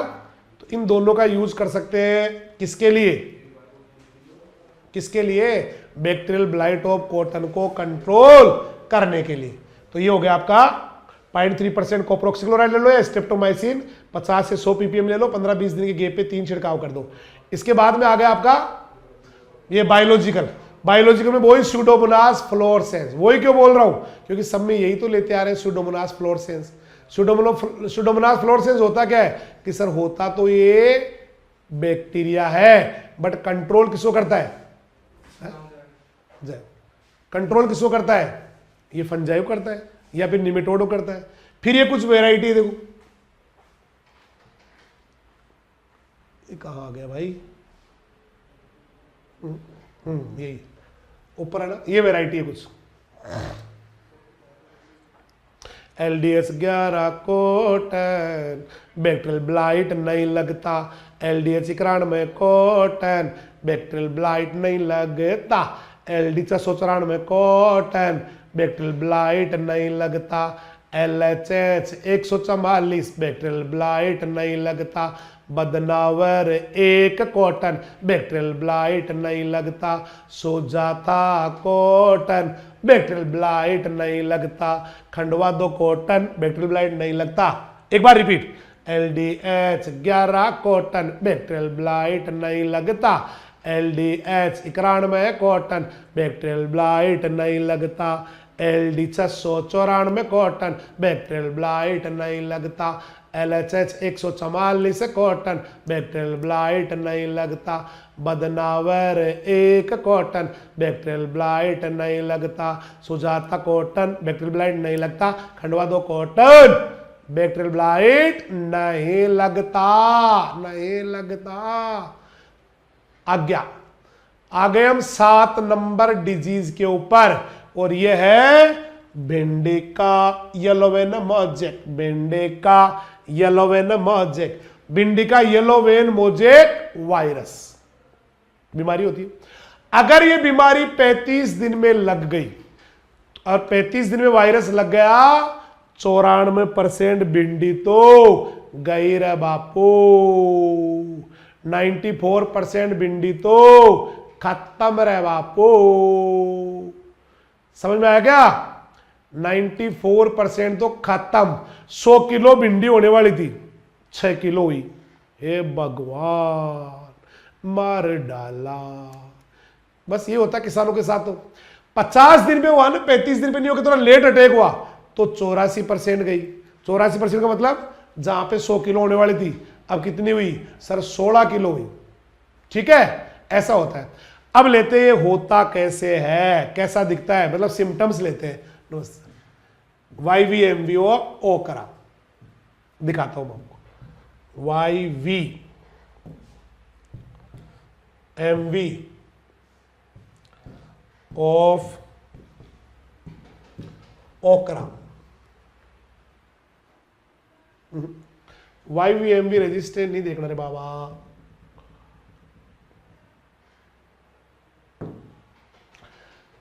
इसका नाम है येलो वेन मोजेक। तो सिराएं पीली पड़ेगी। देखो घर की बात बताऊं क्या आपको, ये जो सिराएं है ना, सिराएं नसें, वो पीली पीली हो जाएगी। नसें क्या हो जाएगी? पीली पीली हो जाएगी, बीच में से हरा हरा रहेगा। देखो ऐसी बनेगी। तो जब रोग ज्यादा हो गया ना, तो नेटवर्क ऑफ येलो वेन्स बन जाएगा। पीली सी, नाम ही क्या है? Yellow vein mosaic. तो येलो हो जाएगी वेन, मोजेक में वैसे ही पीला ही होता है। तो रोगग्रस्त पौधों की पत्तियों पे पीली सिराओं का जाल बन जाएगा, नेटवर्क ऑफ येलो वेन्स बन जाएगा, सिराएं मोटी मोटी हो जाएगी। और ज्यादा हो गया तो पूरी पत्ती, फिर बाद में तो पूरी पीली हो जाएगी। बीच का जो हरा दिख रहा है ना, सिराओं के बीच में, वेन्स के बीच का पीला, ये हरा रंग, ये भी खत्म हो जाएगा बाद में। और पूरा क्लोरोसिस हो जाएगा पूरी पत्ती का ही। अब सोचो जिसके बेचारी का पूरा क्लोरोसिस हो गया, हरा रंग रहा ही नहीं, पर्णहरित रहा ही नहीं, क्लोरोफिल रहा ही नहीं, वो फोटोसिंथेसिस नहीं कर पाएगी। फल छोटे रह जाएंगे जब फोटोसिंथेसिस नहीं होगा तो। फल विकृत हो जाएंगे, सेब बिगड़ जाएगी उनकी, और पीले पीले आ जाएंगे, और उपज में भारी कमी आ जाती है। पूरी दुनिया, अगर कोई भिंडी पे काम कर रहा है ना, कोई साइंटिस्ट, तो इस बीमारी से लड़ने में लगे हुए हैं सब। ये भिंडी का इतना भयानक रोग है कि पूछो ही मत, बहुत ही भयानक है। भिंडी उगाने वाले सब परेशान है इससे, बहुत भयंकर रोग है। इसलिए इसके पीछे भाई इसको कैसे भी रोके, ये प्रयास चल रहे हैं। ठीक है भाई। तो ये चल रहा है आपका YVMV। ठीक है, अब इसको होता किससे? आजा आजा बेटा, आजा आजा आजा आजा, बाकी तेरे को दिखाऊं लाइव के अंदर यार। आज वो छोटा सा बेटा आ गया मेरा, ये दिख नहीं रहा, लेकिन स्टूल लाओ, स्टूल लाओ, है ना। ये इधर कैसे कर, इसको है ना, चप्पल खोल के यार, ये लेके जल्दी से, लेके जल्दी लेके बाकी बाकी चप्पल खोल के बेटा। तो ये होता किससे? भिंडी येलो वेन मोजेक वायरस से होता है। भिंडी येलो वेन मोजेक वायरस से होता है। इन लोगों तो बहुत प्रॉब्लम। ठीक है बेटा, भिंडी येलो वेन मोजेक वायरस से होता है। आ जाओ, आ जाओ बेटा, आ जाओ। एक छोटा सा बच्चा, नन्ना सा बच्चा, प्यारा सा बच्चा, लाडला सा बच्चा आया है। क्या नाम है? नाम बताओ अपना। दीपू। दीपू। पापा का नाम बताओ। ये राजेंद्र जी सर का बच्चा है, उदयपुर वाले सर, कोटा वाले सर, है ना, राजेंद्र जी का बच्चा है।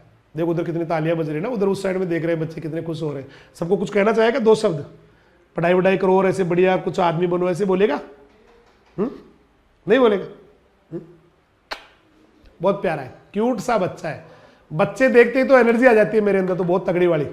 और यही कारण है कि बेटा बहुत अच्छा करके प्यारे प्यारे छोटे छोटे बच्चे, ये देश का भविष्य है। ये ना, इनको कैसे आप मोल्ड कैसे करते हो, कैसे ना सेप देते हो, बस इसी पे डिपेंड करता है पूरे हिंदुस्तान का फ्यूचर। क्योंकि ये बच्चे केवल और केवल किसी एक परिवार का, ये किसी एक इंसान की धरोहर नहीं बेटा, पूरी देश की धरोहर होती है।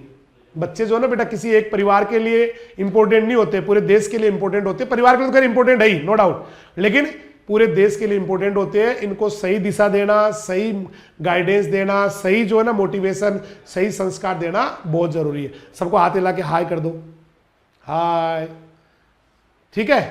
चलो बेटा, इसको भी लेके जाना पड़ेगा ना खींच के वापस, नहीं तो ये मेरे को परेशान करेगी। धीरे धीरे ले जाना बेटा ना, वेरी गुड। ठीक है भाई, तो होता किससे ये रोग,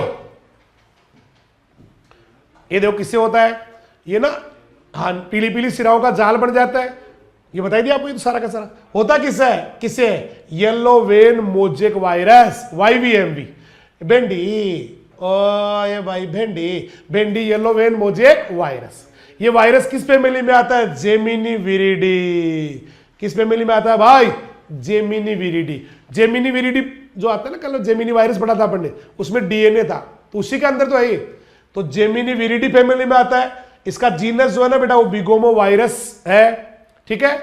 और इसके अंदर आपको पता है जेमिनी विरिडी या जेमिनी फैमिली का जो वायरस होता है, उसके अंदर RNA नहीं होता है, DNA होता है।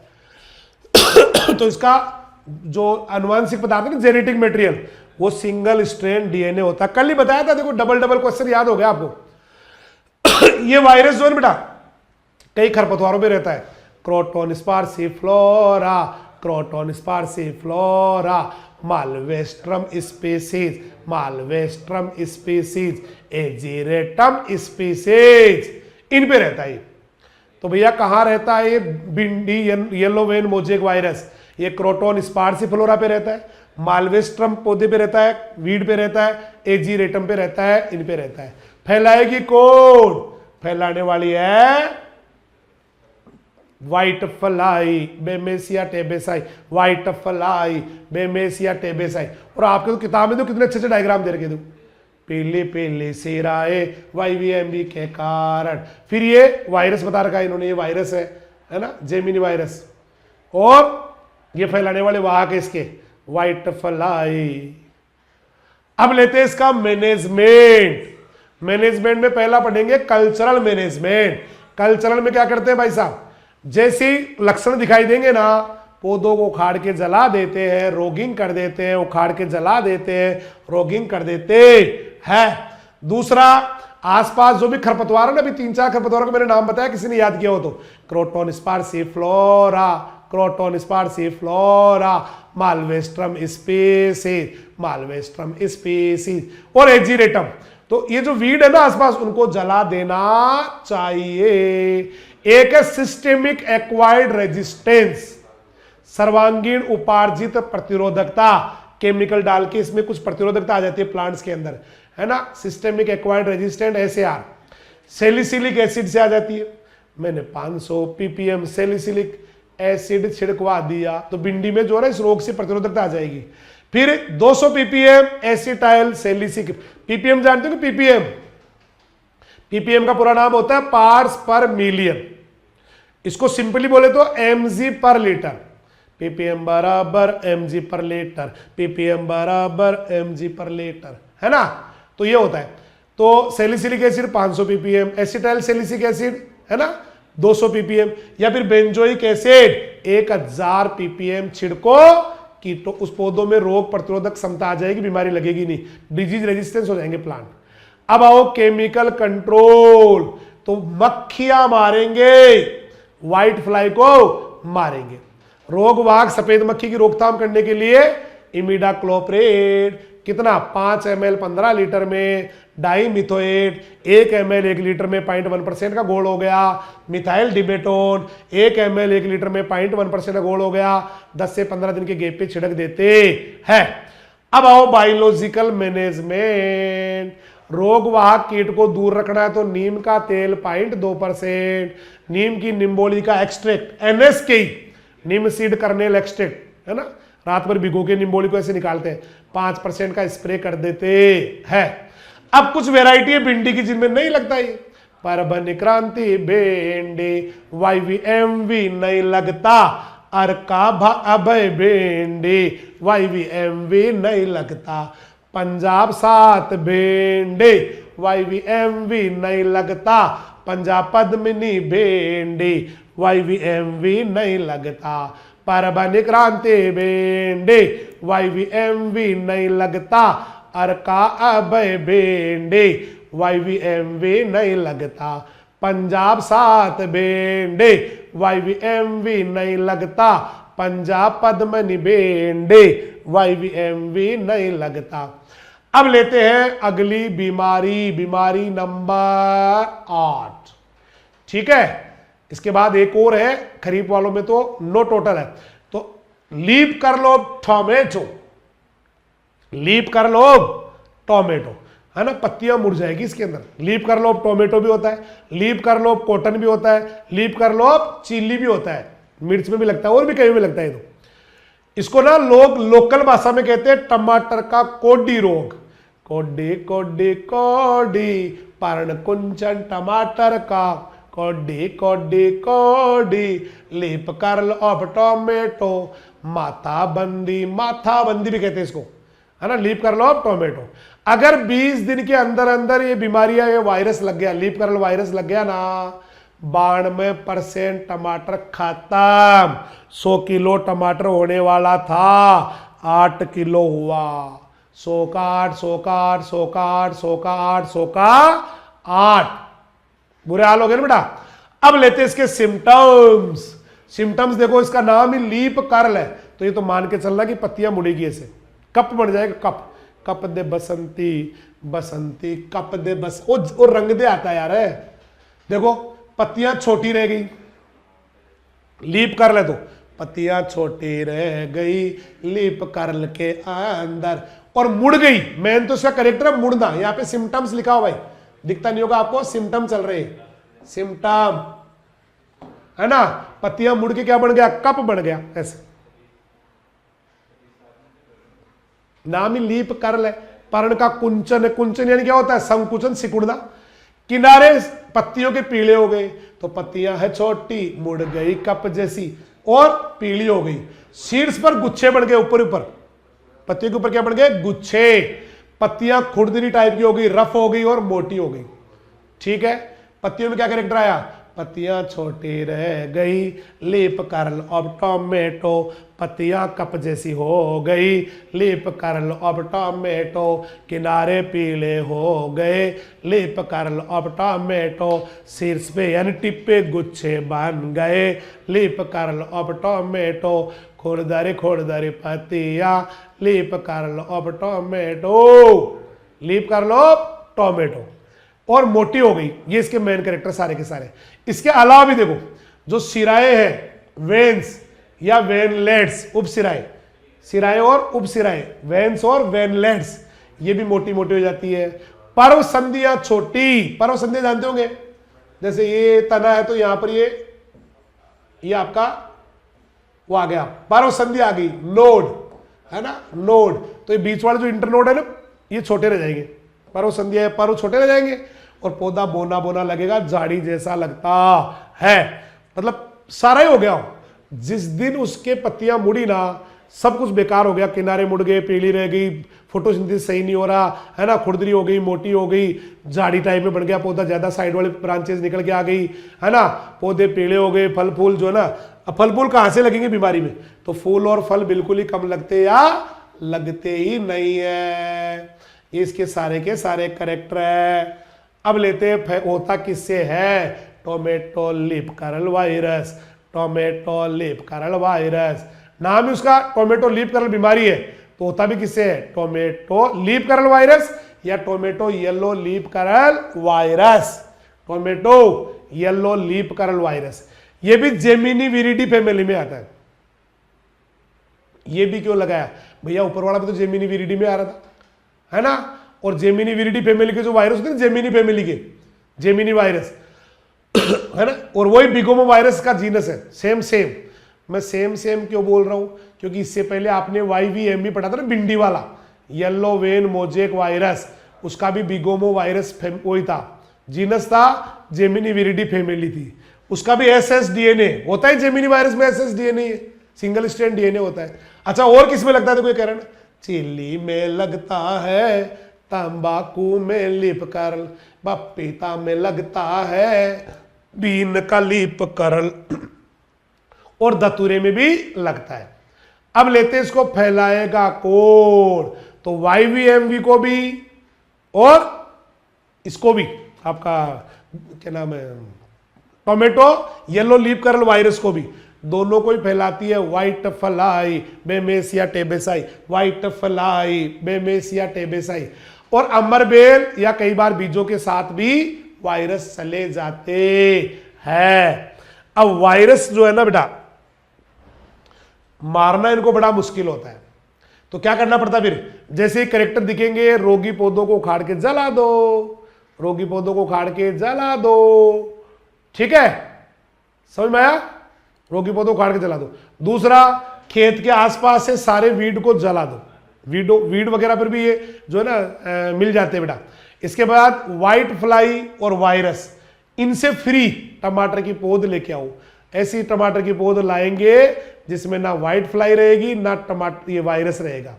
एक वायरस जो फ्री प्लांट है उनका यूज करो, और जैसे ही पौधा उगे ना, पूरे पौधों के ऊपर एक जाली लगा दो, है ना, 40 मेस के छेद वाली, या 40 मेस या उससे ज्यादा बड़ी नाइलॉन की नेट लगा दो, नाइलॉन की जाली लगा दो, बारीक बारीक छिद्रों वाली।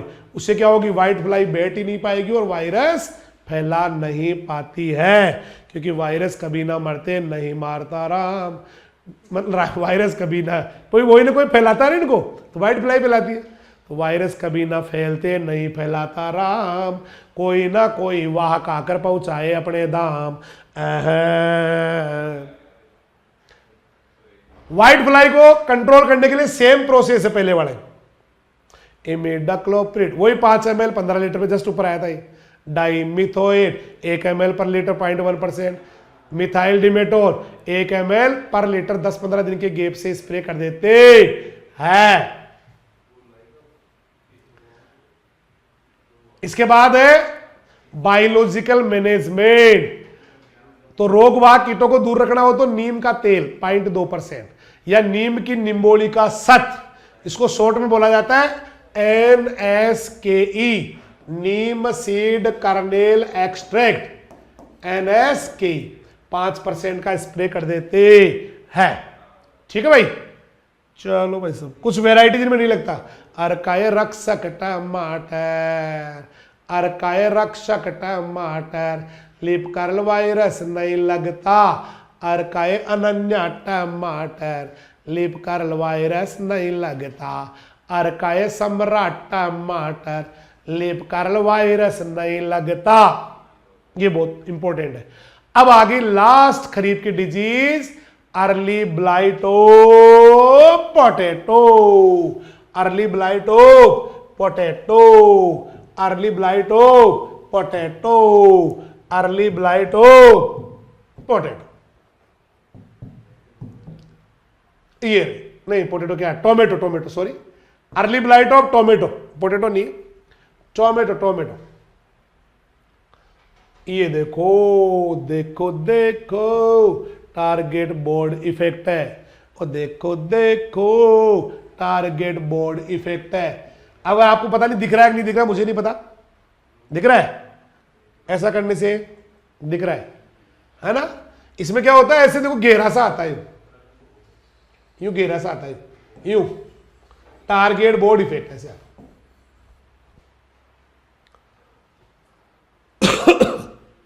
कैसा आता है, आपको टारगेट बोर्ड दिखाता हूं पहले, मन टारगेट बोर्ड दिखा दो, एक बार तो दर्शन करा दो, करा दो।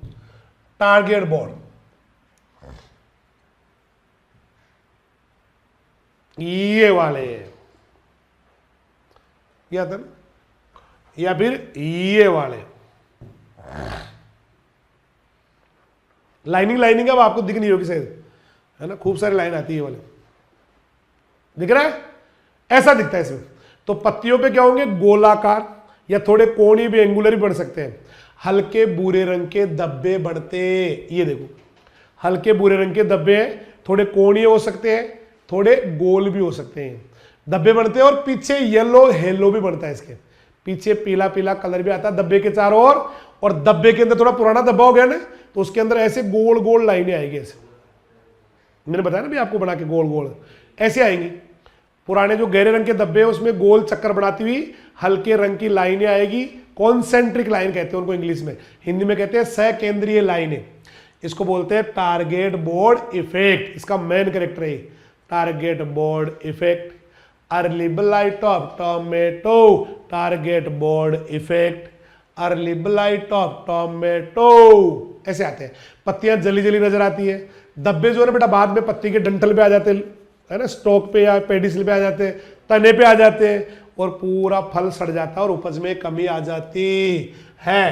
तो एक बार देखना इसको, पत्तियों पे कैसे धब्बे पड़े सर, गोलाकार भी हो सकते हैं, सर्कुलर भी हो सकते हैं, एंगुलर भी हो सकते हैं, और भूरे रंग के बढ़ते हैं। पीछे क्या होता है, येलो भूरे रंग के बढ़ते, मैंने दिखा दिया आपको। फिर पीछे क्या होता है, पीला गहरा सा होता है हर धब्बे के चारों ओर। अगर कोई पुराना धब्बा हो गया ना थोड़ा, तो गोल चक्कर बढ़ाती हुई ऐसे ऐसे लाइनें आएगी, ऐसे ऐसे ऐसे ऐसे लाइनें आएगी, जिनको कहते हैं कॉन्सेंट्रिक लाइनें, और ये होता है टारगेट बोर्ड इफेक्ट। ठीक है भाई, ये धब्बे बाद में फैलेंगे, आपस में मिल जाएंगे, और पत्तियां जली सी नजर आएगी, पत्ती पर्णवरंत पे धब्बे पड़ जाएंगे, तने पर भी धब्बे पड़ जाएंगे, पूरा का पूरा फल सड़ जाएगा और उपज में भारी कमी आ जाती है। अर्ली ब्लाइट जो होती है ना, वो अल्टरनेरिया सोलेनाई से होती है, आलू में भी इसी से होती है, अल्टरनेरिया सोलेनाई, अल्टरनेरिया सोलेनाई से होता है बेटा, फंजाई से, अल्टरनेरिया सोलेनाई। एक वो और मंगल दे कप, कल पे इसको बोलो कप और ले सकते हैं, अल्टरनेरिया सोलेनाई, है ना, फंजाई से होता है। मर्दा में कवक जाल या कोनिडिया इसका इन्फेक्शन करते हैं। क्या बोला मैंने, होता किससे है, अल्टरनेरिया सोलेनाई।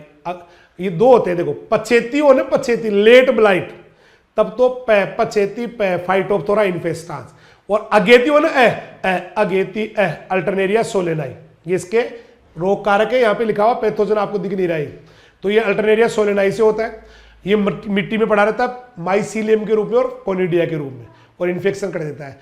अच्छा, इसके अलावा कहां लगता है, आलू में अर्ली ब्लाइट, बैंगन में आलू में लगता है, वो अल्टरनेरिया सोलेनाई से होता है। बैंगन में अर्ली ब्लाइट, मिर्च में भी अर्ली ब्लाइट, जंगली पौधों में भी अर्ली ब्लाइट। ये देखो बना हुआ डायग्राम, देखो आपकी बुक में टारगेट बोर्ड इफेक्ट दिखा रखा है इसमें, दिख रहा है गोल गोल यू, देखो आप बुक के अंदर देखो, पूरा फल भी सड़ गया है ना, ऐसे गोल गोल धब्बे पड़ जाते हैं। ये इसके जो है स्पोर्स है कोनिडिया। ठीक है, अब लेते हैं अपन मैनेजमेंट, पूरा हो गया 5 मिनट का रहा। ठीक है, मैनेजमेंट डाल दे देखो, पूरा होने वाला 2 ही बचे, बीच में रोकना पड़ेगा। हो गया भाई, मैनेजमेंट लेते हैं।